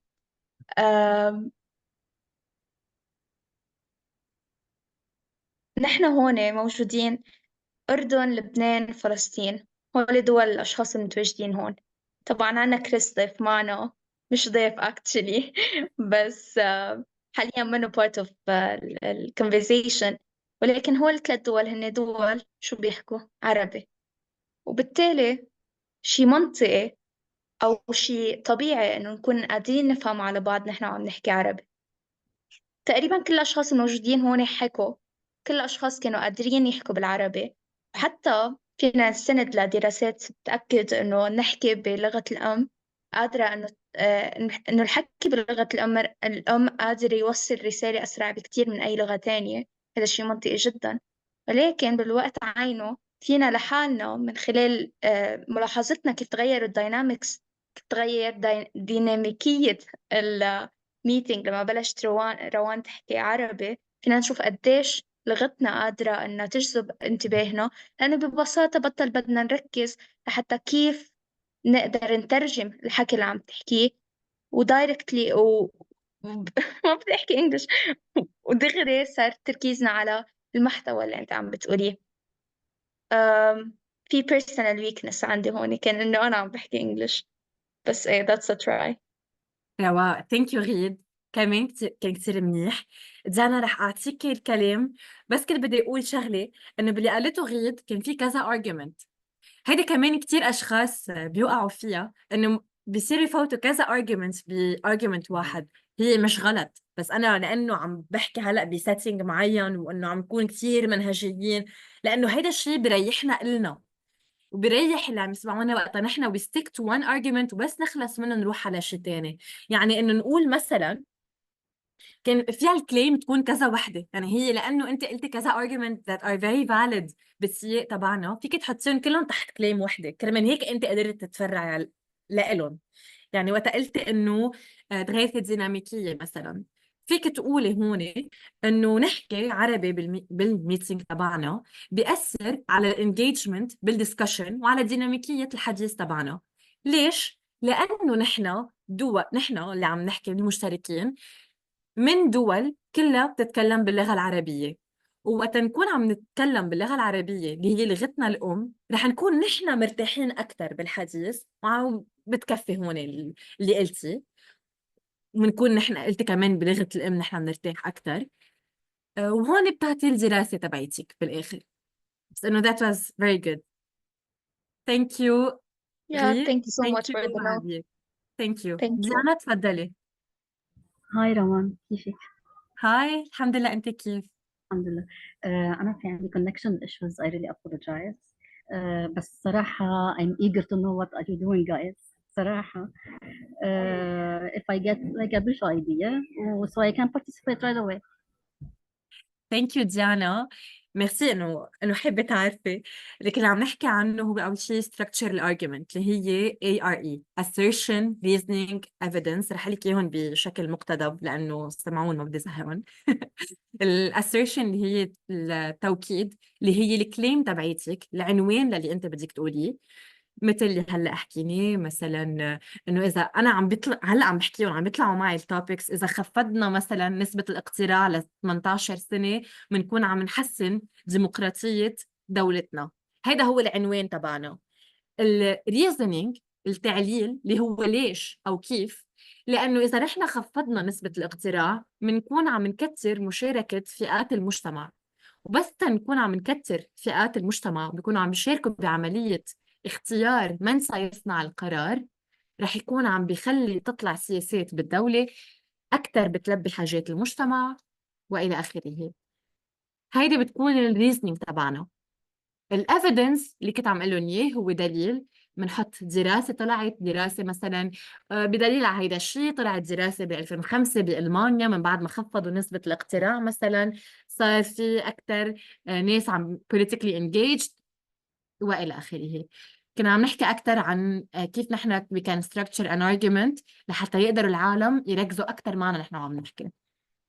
اذا حدا عنده اي سؤال او اي شيء عباله يزيده او يشاركنا فيه، في يقول هلا ولحتى ننتقل للشيء اللي بعده. تفضلي ديانا. Can I give it a try? اكيد. حدا عباله يعطيها توبيك لديانا او انت عبالك تنقي توبيك؟ أنا افتكرت إنكم عم تحكوا عن one topic هو اللغة so I don't know. اوكي يلا. Whatever you like. فينا بهيدي. فينا نكفي. إذا فينا نبلش لازم يكون الميتينج باللغة الإنجليزية لأنه نحن من دول متعددة، خصوصا أنه نظريا في عناصر للرسالة، وأحد عناصر هاي الرسالة هو اللغة اللي عم يتم فيها توصيل الرسالة. هي هذه نظريا ومعتمدة نظريا يعني، فلازم يكون باللغة الإنجليزية لحتى يكون شامل أكثر. اوكي كثير حلو. كمان كان الارجيومنت تبعك قريب لعبير، ونفس الشيء قلت لها لعبير انه الكور تبع الارجيومنت تبعك انه ببلش انه نحن لازم، لانه قلتيها بالاخر، هو اوقات نحن اللي بيصير انه منخلط بين توكيد التعليل والتدليل. اوقات بنقول نحن السبب تبعنا والشرح تبعنا بالاول، بنرجع بنقول العنوان تبعنا بالاخر والكليم تبعتنا بالاخر. بس اذا بنبلش بالكليم تبعتنا العالم حيكونوا عارفين نحن عن شو عم نحكي، فهيدي بتريحهم اكثر. يعني اذا بلشتي اكثر اذا بلشتي بالاول وقلتي انه نحن نحكي باللغه الانجليزيه رح نكون انكلوزيف وشاملين اكثر، هون اوكي فهمنا انه انت رح تحكي لنا عن هيدي النقطه، وهون بتفسري لنا زياده انه نحن من دول مختلفه ويمكن اللهجات مثلا تكون عائق لنفهم بعض باللغه العربيه. بالتالي اذا اعتمدنا اللغه الانجليزيه وهي لغه فورمال اذا كنا عم نحكيها رح تكون اسهل علينا نفهم اكثر، فبصير اكثر انكلوزيف. وهون بترجعي بتحطي الافيدنس تبعيتك اللي هي اكسبيرمنت صار او دراسه صارت. ثانك يو ديانا. ميرسي كثير إلك لحتى أعطيتيني التشانس. ولو اوكي اذا ما حدا بقى عنده شيء بهيدي الفقره حاسة حالي أنا فقرة، عرفتوا فقرة إعلامية، بس إنه ما عاد عنده شيء بهيدي البارت. فينا ننتقل على البارت الثانية.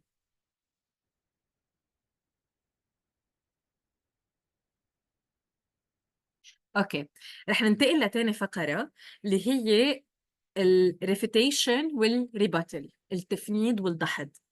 بدي أقول لكم إنه الفارق الأساسي بين المناظرة وبين الببليك سبيكينج هو البينج بونج. حرفيا هيك اذا بدي اوصفها بكلمه، هو الاخذ والعطاء اللي بيصير. لانه بالببليك سبيكينج بيكون شخص واحد طالع يتوجه للناس عم تسمعه، ما بيكون في اخذ وعطاء مع العالم. اما بالديبيت انا في اخذ وعطاء مع اللي حكي قبلي، واللي بعدي بده ياخذ ويعطي معي. كرمال هيك بالديبيت بنستعمل الدحض والتفنيد. حدا عنده فكره شو هن الدحض والتفنيد؟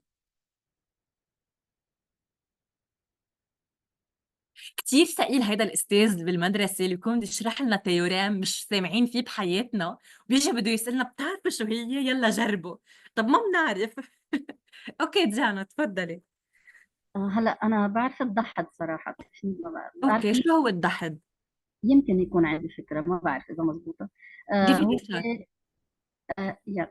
هو انه ندحض فكره الثاني، يعني to prove him wrong, something like that.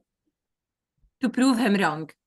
اوكي، احفظوها. مريم تفضلي. مثل ما قالت الدحض هي انه ناخد فكرة او argument او حيلا شيء قاله الشخص اللي بوجهنا ونبين له انه هذا الشيء اللي قلته بارجمنت تاني هو منه مزبوط. اما التفنيد هو تفنيد الحجة، يعني تقسيم الحجة لكذا نقطة وكل نقطة نحكي عنها بالتفصيل الممل. اوكي، هنادي كمان كانت رافعة ايدها بس ما بعرف. صح. اوكي سندس. كنت بدي هنادي احكي تفضلي. برضه تقريبا نفس الكلام اللي حكوه، انه الضحد هو اثبات خطأ الحجه اللي الفريق الثاني حكاها، او كمان نحكي حجج مضاده للي هم بيحكوه تظهر عدم صحه ادعائهم اصلا. اما التفنيد هو عمليه تحليل الحجه او الادعاء هذا، وبنقدم كمان ادله تثبت عكس ما الشخص الاخر من ضمن التفنيد. جاست مزبوط. كارلا ثانك يو. تفضلي. ثانك يو هنادي. Yes, exactly. Hi. So هاي. الضحك بس الخصم يقدم حجة بإطار المناقشة. أنا بقدم حجة مضادة بتثبت إنه بتثبت يعني عكس الحجة اللي قدمها أنا وعم ناقشه. أما التفنيد هون أنا بصير بدي أظهر له الخطأ اللي هو عمله أو بين له إنه الارجيومنت تبعه ضعيفة أو منا عقلانية أو منا منطقية. 100%. على فكرة أنا انصدمت إنه قدمتوا شيء هالقد دقيق، لأنه حتى بالمناظرات بيستعملوا تعبير التفنيد والدحض كمرادف، يعني بيعتبروا إنه الدحض هو تفنيد والتفنيد هو دحض، وهن غير بعض. ريفيتيشن اللي هو تفنيد، واللي مثل ما قلتوه كلكم قلتوا على فكرة الشيء المزبوط. بس بدي أقول إنه هن اثنيناتهم أنتوا عم بتواجهوا حجة اللي عم يحكي، فلأنه كذا حدا منكم قال إنه نحن عم نواجه الحجة مزبوطة، واللي قالوه كارلا وهنادي بالآخر هو literally هي شو. التفنيد هو إنه نحن نقدم دليل to prove an argument تبع اللي بوجهنا غلط. يعني إذا أنا جيت قلت إنه مثلا التدخين يؤدي إلى مرض السرطان، حدا يطلع لي evidence إنه التدخين لا يؤدي إلى مرض السرطان، بس بدها تكون أكيد دليل موثوق معتمد، مش دراسة مش سامعين فيها من مستشفى مش سامعين فيها، بدها تكون credible. وهون كمان بيرجع لأهمية البحث عن المصدر ليكون مصدر موثوق. أما الريباتل فأنا هون عم بتعرض للحجة بحد ذاتها، وأنا عم هاجم الحجة بحد ذاتها. هاجم مش بالمعنى اللي نحن معودين عليه، مش أنا عم بحمل كباية كب عليه للشخص، بس إنه أنا عم بتعرض لهيدي الحجة. يعني مثلا لحتى ما أكون عم بحكي بالهوا، في حدا يجي يقول أنا عم بعمل مناظرة، إجا حدا قال إنه لازم نوقف الفيديو جيمز، الألعاب الفيديو شو بالعربي الفيديو جيمز، الألعاب الإلكترونية للأولاد، الألعاب الإلكترونية، لأنه أثبتت الدراسات أو لأنها بتؤدي لردة فعل عدوانية، لفايلنس، لعنف بالأطفال. حدا عمل لي هيدي الشغلة وقال لي أنا طلعت دراسة ما بعرف أي جامعة. أنا بدي اجي اضحك حجته. بجي بقول له انه قد يكون هناك ترابط بين الالعاب الفيديو، بين الفيديو جيمز، وبين السلوك العنفي عند الاطفال، بس ما في ولا دراسة لليوم، واللي هو شيء مزبوط، اثبتت انه في علاقة سببية بين الاثنين. يعني ما في كوز وإفي، cause and effect. ما في ولا دراسة بتثبت إنه الألعاب تبع الفيديو بحد ذاتها تسبب سلوك عنفي وعدائي عند الأطفال. أنا هون بحط له حجته، تعرضت للريزنينج تبعه، وأنا كمان وقت بدي أضحك حجة في أتعرض للكليم تبعيته وفي أتعرض للريزنينج. بالإجمال كتير صعب أنا أتعرض للتوكيد، لأنه إذا إجا حدا قال لي إنه نوطي سن الاقتراع ل 18 سنة بحسن ديمقراطية الدولة، سوري عم يقطع كاميون هلا بهالثانية، أوكي، ما في إجا أقول له لا هيك دغري، أنا بدي أتعرض للتدليل تبعه، للتعليل. فهيدي هي بشكل مقتضب شو هي الريفيتيشن والريباتل. إذا حدا عنده أي سؤال أنا عم بسمعكم قبل ما ننتقل لآخر فقرة لليوم. أوكي، رح انتقل لآخر شيء. كريس we're almost done. So آخر شيء بدي أقوله هو الشيء اللي نحن كتير لازم ننتبه له بحكينا، مش بس بالمناظرات، بحكينا اليومي، بس نسمع أخبار، بس نكون عم نعمل سكرولينج on social media، لأنه شيء كتير شائع بمجتمعنا وهو المغالطات المنطقية logical fallacies. للأسف نحن بنسمعهم كل يوم. logical fallacies هن القصص اللي بتضاعف لكم حججكم، واللي حتى بتضاعف لكم حكيكم، ونحن بنعملهم بلا قصدنا. رح أعطيكم أنا أمثلة عن المغالطات المنطقية وهن كتير كتار، وأنا في أنصحكم تقروا كتاب اسمه كتاب عن المغالطات المنطقية، بيكتب لكم حرفياً كل المغالطات المنطقية الموجودة بالعالم، لهم أسامي، مثلاً العصفور الأحمر هيك اسمهم، وبيقولوا لكم ليه هي غلط وشو المغالطة المنطقية وكيف تنعمل بالعادة. فأنا رح أقول لكم شوي نموذج عن المغالطات نحن بتصير ونحن بنعملها. أولاً الشخصنة. وقت نكون نحن شخص قدامنا قدم حجة، فبدل ما أنا أتعرض للحجة بتعرض للشخص. يعني حدا إجا قال لي حكيم لنقول، إجا قال لي إنه كورونا لازم ينعمل لها فاكسين لحتى نحن نقضي عليها. اجي انا اقول له انت عم بتقول انه بدنا نعمل فاكسان للكورونا لانك انت عندك علاقه مع شركه ادويه.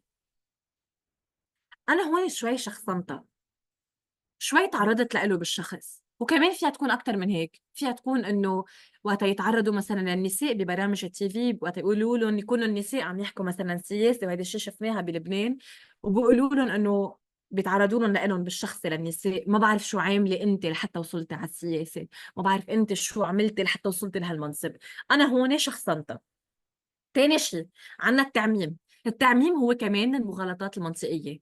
يعني مثلا التعميم بيكون على الشكل التالي: نحن اليوم بهذا الميتينج أخذنا عن الديبيت، بيطلع منكم حدا مثلا بيشارك بمسابقة بالمناظرة وبيربح، منجي نحن بنقول مثلا إنه لأنه هيدا الشخص ربح بالمسابقة لازم كل الناس ينعطوا هيدا التمرين بالذات وهيدا التريننج بالذات، لأنه مثلا مريم فازت بالمسابقة، فالكل لازم ياخده للتريننج. انا هون عممت، اخذت نموذج واحد، نموذج ناجح واحد، اعتبرت انه هيدا لانها نجحت ولانه حضرت التريننج اللي اليوم عطيناه، يعني كل الناس لازم تحضر هذا التريننج لحتى تفوز.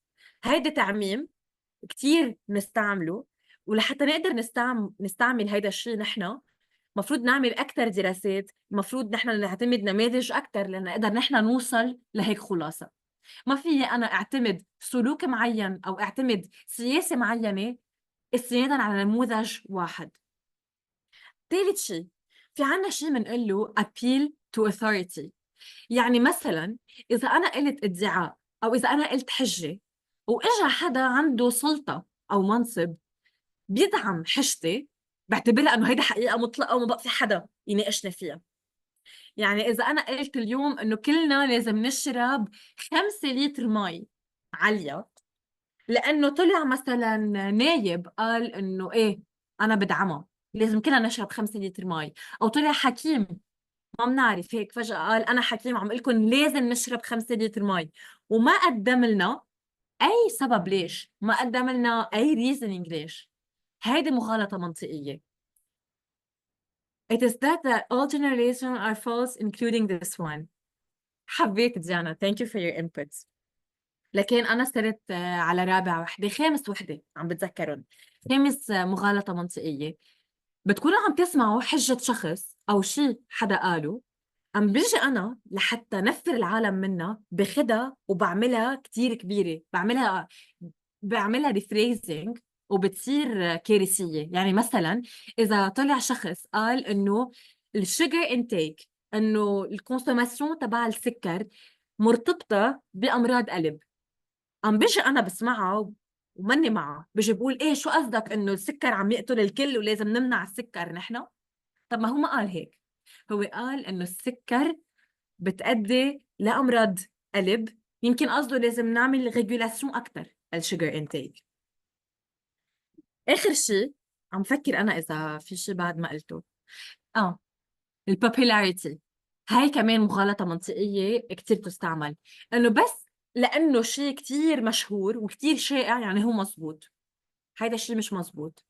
وعلى فكرة هيدا الشيء كتير نلمسه نحن بالقوانين. القوانين اللي صار لها مثلا سنين تعتمد ولا تعدل مش يعني هي منصفة.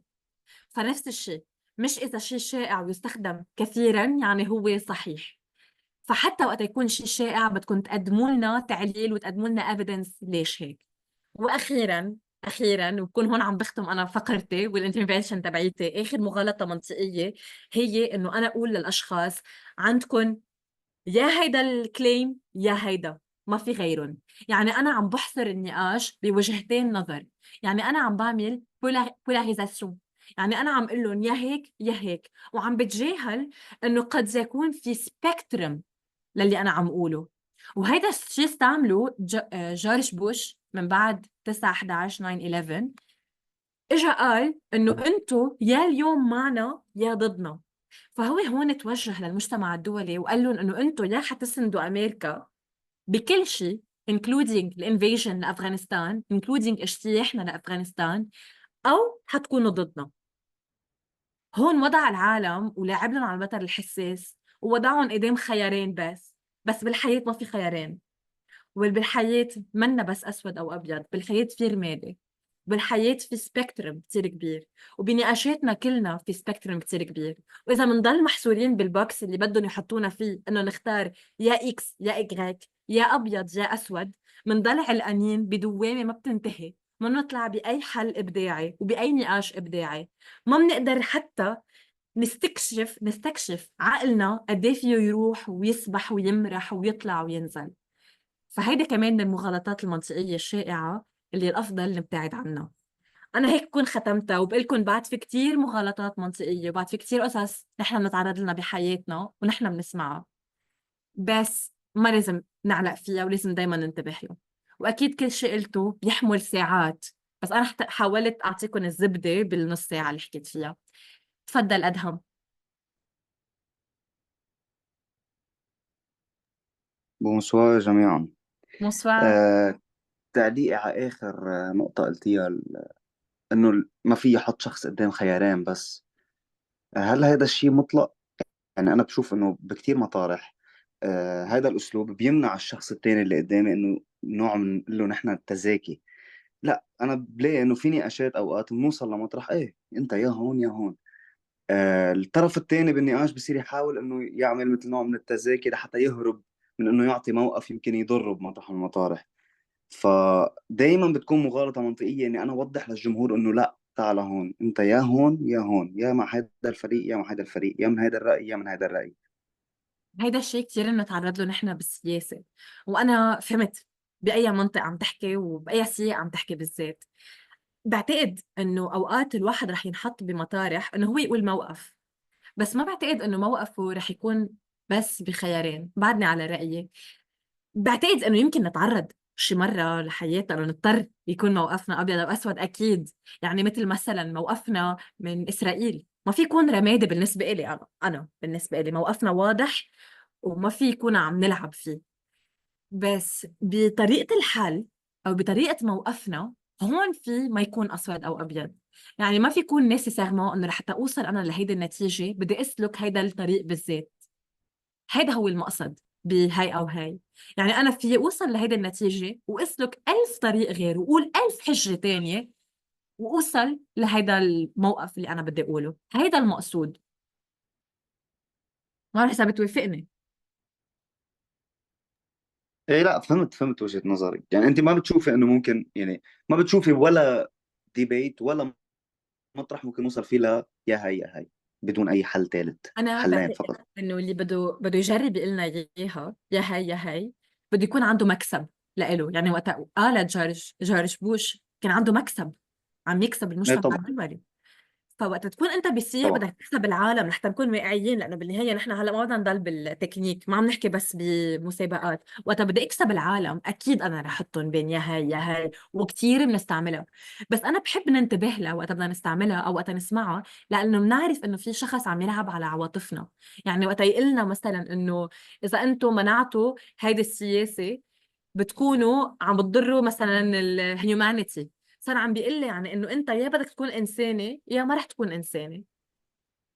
بس انه هي في إلها اكثر من هيك، هي فيها اكثر. ما في انهي النقاش قبل ما بلشه. هيدا المقصود رح نحكي نحن بالمغالطات منطقيه، لانه اوقات وقت تحطني يا هاي انت غلقت النقاش قبل ما يبلش. بس برجع بقول اوكي انه بالسياسه وبالسيتنج اللي نحن بنكون موجودين فيه اكيد نحن بدنا نغير وبدنا نتأقلم معه. وأكيد أنا ممكن انوجد بكتير مطارح وأنا استعملها وأقول إنه نحن يا حنكون هيك يا حنكون هيك. بس إنه أنا وقتها بدي استعملها بدي أكون منتبهة إني عم بستعملها لأعرف وين استعملها. هذا هو المقصد تمام. من المغالطات المنطقية. تفضلي اوكي ديانا. ميرسي روان. ولو يس، أول شيء أنا بصراحة لقيت محاضرتك كثير impressive صراحة. كثير عجبوني الايدياز وكثير مفيدين. بس إذا فيكي ترجعي تعيدي اسم الكتاب عن اللوجيكال فالسيز بليز، إذا هو اسمه لوجيكال فالسيز أو له اسم ثاني. ميرسي ديانا. اسمه كتاب المغالطات المنطقية. حشوف إذا بلاقيه على جوجل لأنه هو كان PDF أنا عندي إياه وببعث لكم إياه على الجروب. ميرسي كثير، شكرا كثير عن جد. ميرسي I'm very grateful لهذا الكونتنت اللي عطيتيه لنا إياه. ميرسي. ميرسي كتير ديانا، كتير بيعني لي هذا الشيء. وميرسي كتير لكم انكم سمعتوا لي. Thank you everyone. And I think we'll go back to Chris. Sorry Chris. Why? We Why? took our time. No, it's encouraging and inspiring to listen to you. I understood everything. I improved my Arabic. I understood a lot from Ashrafiyya. I know that munadara means debate. Yes. And I understood that you were talking about Ashrafiyya, about Corona and vaccine, about ethos logos pasos. Wallah wallah. أنا لبناني. Thank you Chris. No, no. ما عندنا شك انك لبناني. أنا We don't لبناني. doubt that you're Lebanese. Sorry? We don't doubt that you were Lebanese. I think you were Lebanese in your past life. Yeah, and in my future life, so in my present life as well. Hopefully. أنا لبناني والله عن جد eh? Okay, no, thank you so much. I actually understood a lot and followed you, but we have now a debate. No, not a real debate, but we have like 7:30 in Germany and 8:30 in Lebanon, in my beloved Lebanon.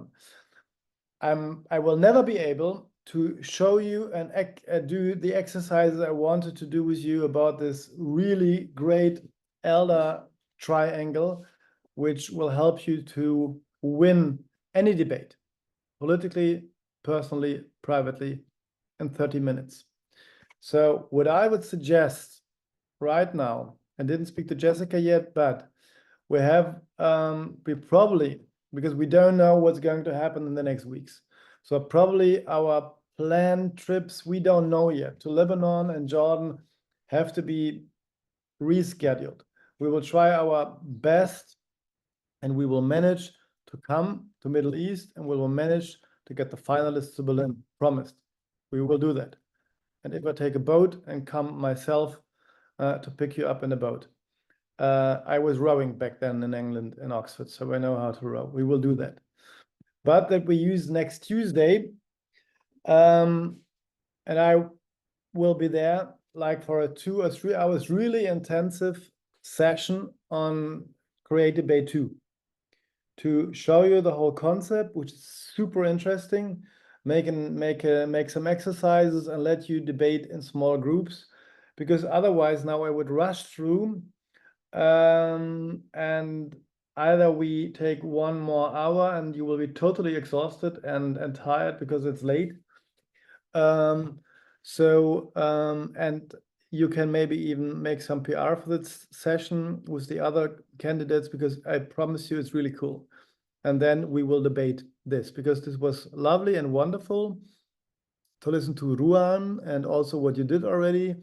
And I really want you to exercise. Is that okay for you that we use the last 20 minutes now for Q&A? You can ask Rowan and me whatever you like. And we do this message triangle and the exercises on debating next Tuesday. I think that's the solution, hopefully, for everyone, because I think like the art of debate is something all of you can use.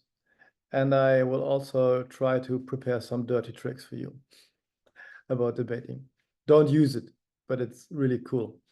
There is a book from a German philosopher called Schopenhauer, and he is normally known for really like heavy philosophical books about being as such and the will, whether free will exists.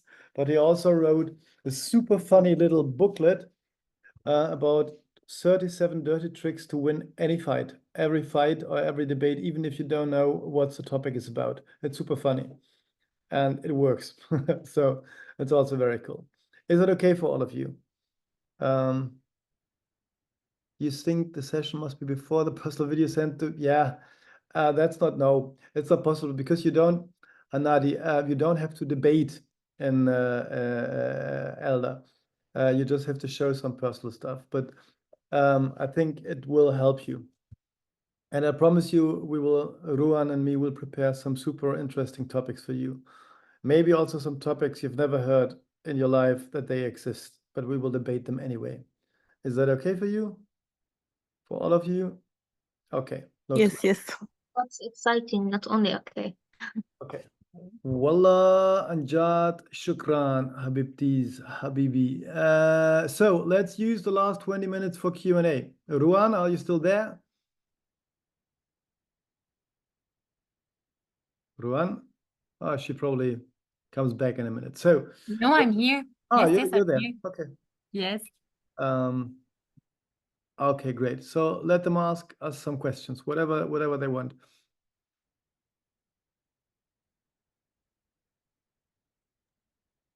Sorry, Chris, it's lagging. I don't know why. I turned off my camera. Yes, the camera is lacking, or no. Can you just repeat? Yes, I said that we do this Create Debate 2 next Tuesday to present the message triangle and make great debates. And now we use the last 15 to 20 minutes. Maybe you can turn on the camera. Ruan, yes, sure. All the participants can ask you and me questions about debating. And we will just make a Q&A now for 15, 20 minutes and use the next session next Tuesday, August the 13th, that we give debate class 2. That's what I said. Yes, of course, of course. Wonderful. So the two of us are now here to listen to all the questions you ever had about debating, dirty tricks to win a fight, or whatever you want to know about Yeah, debate. so Jana asked how many participants are supposed to participate in the live seminars? Yeah, that's also a good question. It really depends. We have to reschedule. We have to reschedule because we have no idea now how expensive it will be, how dangerous it will be for the participants. But normally something between 5 and 10. But don't kill me if we change the numbers. But something in between. It really depends who, for example, if you're all in Lebanon and we can make it that you can just attend, then can be more. We want to take as many as possible, but we have a very strict budget, so we have to see. But something between 5 and 10. I can't tell you at the moment whether it's 5, whether it's 10, something in between. We try to take as many as possible.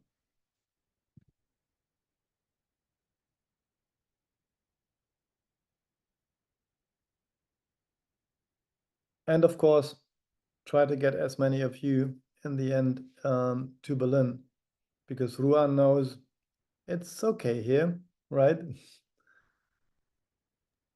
I really wish for everyone Yeah, to go, whether to the live seminars, to Berlin. it's really a great class already, really. It's so inspiring for us from the elder team to meet you and to work with you. And it's a shame what's going on at the moment, because I miss Lebanon so much and would love to meet all of you live in Beirut. Yeah, between 5 and 10, Hanadi. I don't know yet. So, but you know, in Lebanon and in Jordan, this was the plan.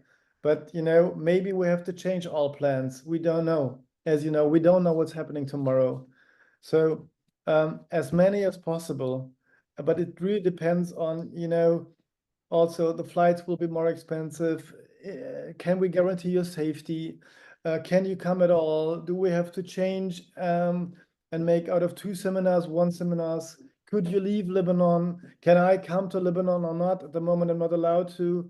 So at the moment, it's really hard to say. It's really hard to say. We try our best and we promise we will make some kind of seminar, definitely in Lebanon. And also we try to do it in Jordan. If there's not a big war and no one can come, then, but we will not give up. Giving up is not it's not a solution. Yeah, I know. Palestinians also, it's super hard. I know, that's exactly. So, but at the moment also for me to come to Ramallah, it's more or less impossible. I would love to. We even have like, you know, I would know a hotel because we have friends there. I would love to go to Ramallah again to see all of you because it's easier. If it's possible, I will do it. If I can come to Lebanon and train you directly together with Rowan, but she will be in France, but we will do our best. I just probably, you know, whatever I say today, as you know, maybe next week it's just like this, right? So really hope to, you know, the gods of sanity and reason that there is no big war and they all calm down a little bit, and in 2 weeks we see that I or we can come to Lebanon and Palestine, which I would love to do, and this is the plan. But at the moment, yeah, exactly. At the moment we cannot say anything seriously apart from the fact that we will try everything. And you know, I've been everywhere. I've been in Ramallah, I've been in Bethlehem, I've been in Aqaba, Amman, Beirut.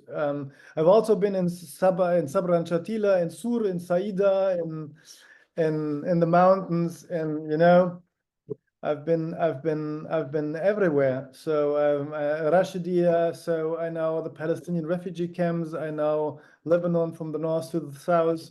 I know. So you know, well, I'm half Arab, as you see, and half Lebanese, and half Cologne. So it's already 3 halves. But I really try my best.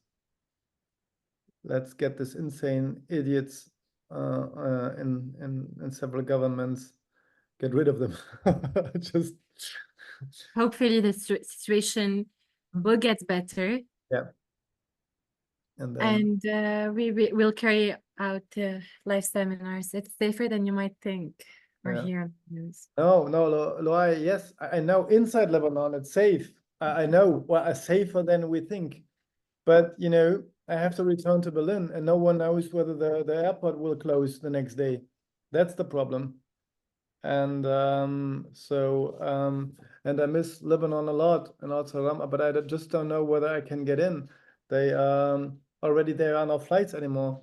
They canceled all the flights to Beirut at the moment from Europe. So, but let's see. And as I say, wallah, not inshallah. So that we hopefully.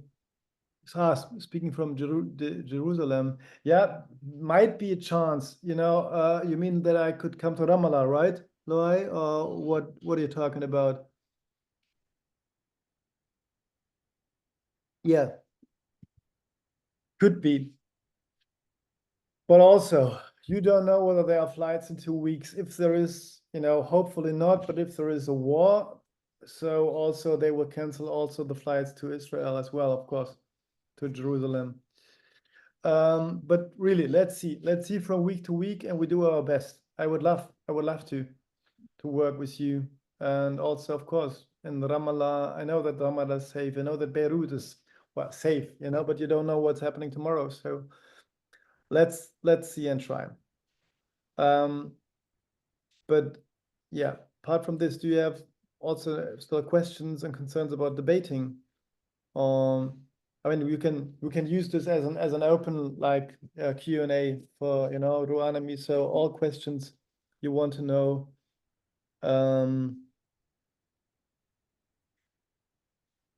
Yeah, that's why we record the whole thing, so you can rewatch everything our wonderful debating star Rowan Ibrahim told the group in Arabic, or I can summarize it for you, of course. Arabic is so good by now that I can put it, but you can just rewatch it. Yeah, that's one thing why we record the whole session, where you can rewatch. Yeah, and then of course you all have to make an exam about all classes in the end. But you knew that, right? This is a joke. There is no exam. Imagine. It's like there is an exam about all classes. Yeah, of course. You know, come on. It's like and we will ask super aggressive questions about some minor things. Okay. What else do you want to know? You can ask us now. Now it's the 15 minutes of truth, right, Rowan? They can ask us anything they want to know about us and elda and debating and whatever, you know, like yes, 15 minutes of the 15 minutes of truth. We will answer honestly. Oh God, we always do, you know. But now even better. So Abir asked if they will get certificates for this training. Yeah, if you make it to Berlin, of course. No, we can also, yeah, you get certificates. Yes, you do get certificates for this. Only if you make it to Berlin. I want to see all of you in Berlin, so wallah yalla, go for that. No. I asked, what's the offer again? The offer? What do you mean? Do you mean, what is it about? Like, I don't, we don't get your question, Loai. Can you please explain this? What do you mean with the offer? About this 15 minutes or about Berlin or about what? Sorry.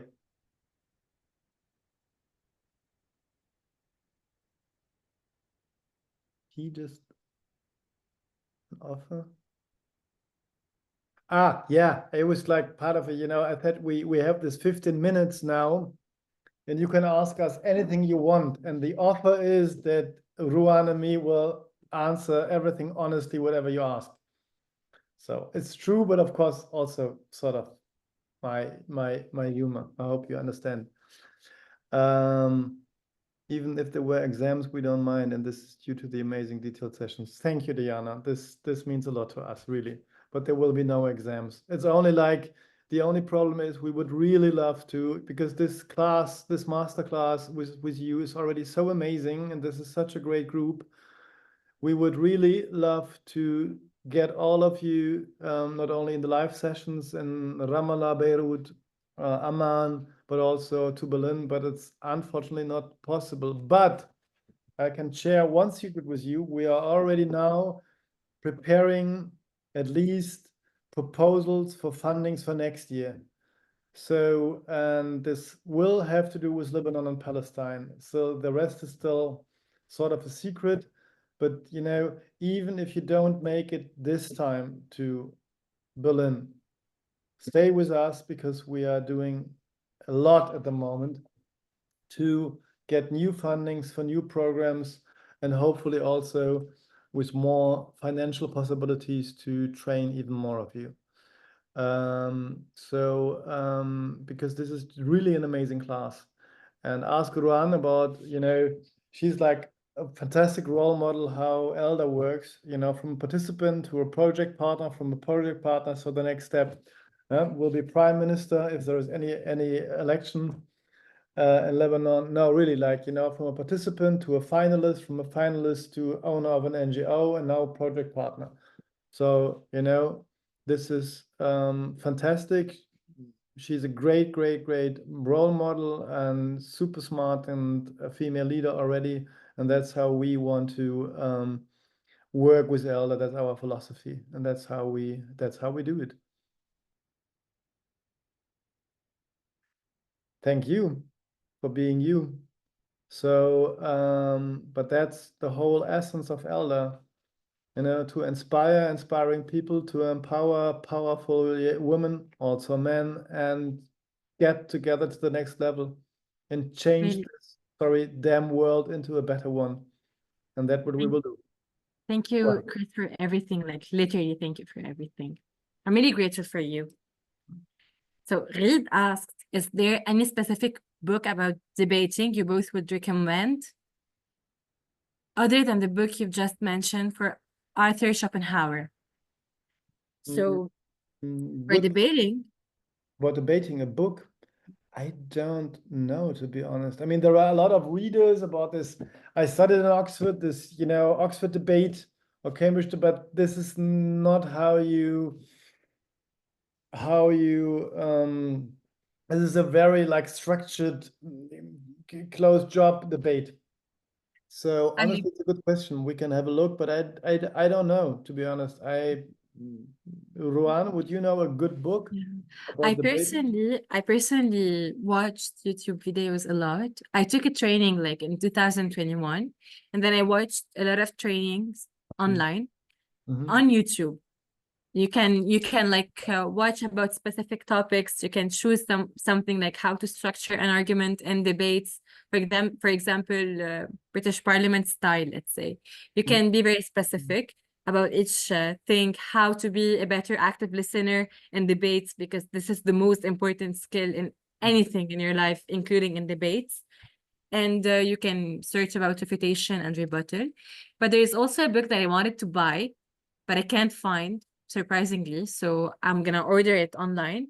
It's How to Win Every Argument by Mehdi Hassan. It is said to be a good book about winning arguments. Okay. Now, Chris won't really like this because the goal isn't to win every argument, but I want to learn more about this. I want to win every argument sometimes. Okay, No, I said, I hate to lose, Rowan, to be totally honest. I always want to win. It's only like I'm using, I think by now, better strategies than I did 10 years ago when I was pushing to win. Yes. Now I'm just using another strategy. Of course I want to win, always. I'm a boy, so of course I need to. But as a boxer. Yeah, also. Yeah. But you know, with boxing, but by the way, all of you, Ruan knows already, whoever comes to Berlin has to box with me, against me, with me. And Ruan was fucking good as a boxer. Like, Chris is a very good teacher, by the way. When you punch, he tells you, for example, the punch has to come from your shoulder, not from your wrist. And when you do it, he said, no, this is a punch from your wrist. I don't know how he knows this. I don't know.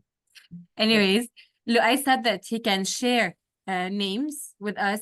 Luai, it would be amazing if you can send them on the group when you find the names. Yeah, that's right. Yeah. And Abir asked me if I have an NGO. Actually, I just registered it in Lebanon. It's after our seminar in Berlin. After I won first place in elda's program, I was very motivated to actually do tangible actions. So I registered my campaign as an NGO, and it aims at encouraging women to be more involved in politics. And it's still in the process of becoming registered in Lebanon. Thank you for the hearts and the confetti. And this is so damn great, Rowan. I'm so proud of you, really. I'm so proud of you, and I'm so happy and grateful. I am honored that you did this, and this is special and wonderful, and it's great. Thank you. So, as we said at the beginning, elda is a mafia. It's easy to get in, but it's hard to get out. No, because we really want to make the change together with you. I think you by now understand what the whole idea of elda is about. And yeah, and Rowan is a great role model. We have more: Sabina Biad, Ola Zaiter, Mark, Mark Bassett, Shadi Rawahi. So so many started as participants, founded their own NGO. Now they are project partners, and we work together. And that's what we're doing like for a couple of years now. Also in Ukraine, but also in Middle East and Palestine. So Gaza, knowing that it's a nightmare, it's war crimes every day, it's like awful. So we can't do a lot, but we can at least support elder participants as good as we can. Already before the fucking war started, we could help some people to get an internship here in Berlin or Germany. Hiba was one, she now works somewhere in Germany, even because she speaks fluently German. But so we try really our best to do the things which are helpful for you and supportive.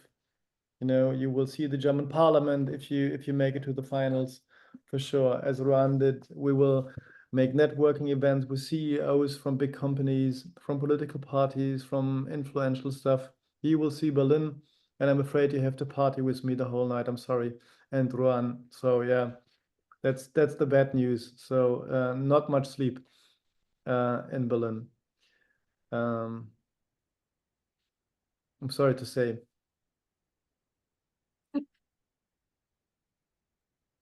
That's the okay. Are there? Oh wow, the sun is interesting shapes on my face. The evening sun of Berlin. So here, you see. Are there more questions from your side?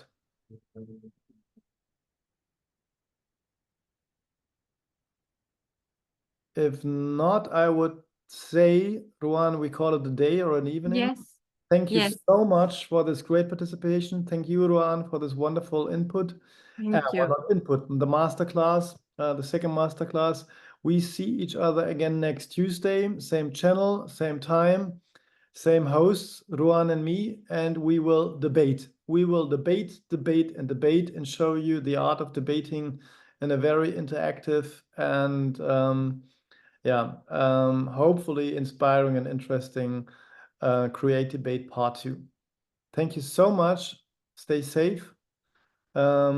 Stay smiling. And I already said to Rowan in the short coffee break, it's unbelievable how resilient and positive you are, your people are, your countries are.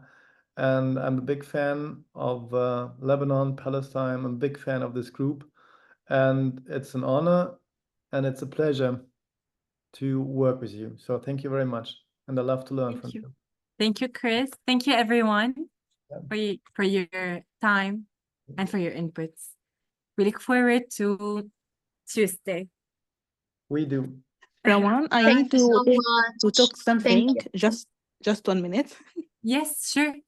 Sorry, yes, okay, I need to tell you that some of participants from Gaza, it's one of us in Egypt, Saja, and me in Doha in Qatar. So I need to know these things because we can't travel, not like some people in Gaza Strip, because no border or anything to travel. Okay. Okay. Thank you. Okay. Thank you. Thanks to you, and I really hope this situation gets better. الحمد لله على سلامتكم.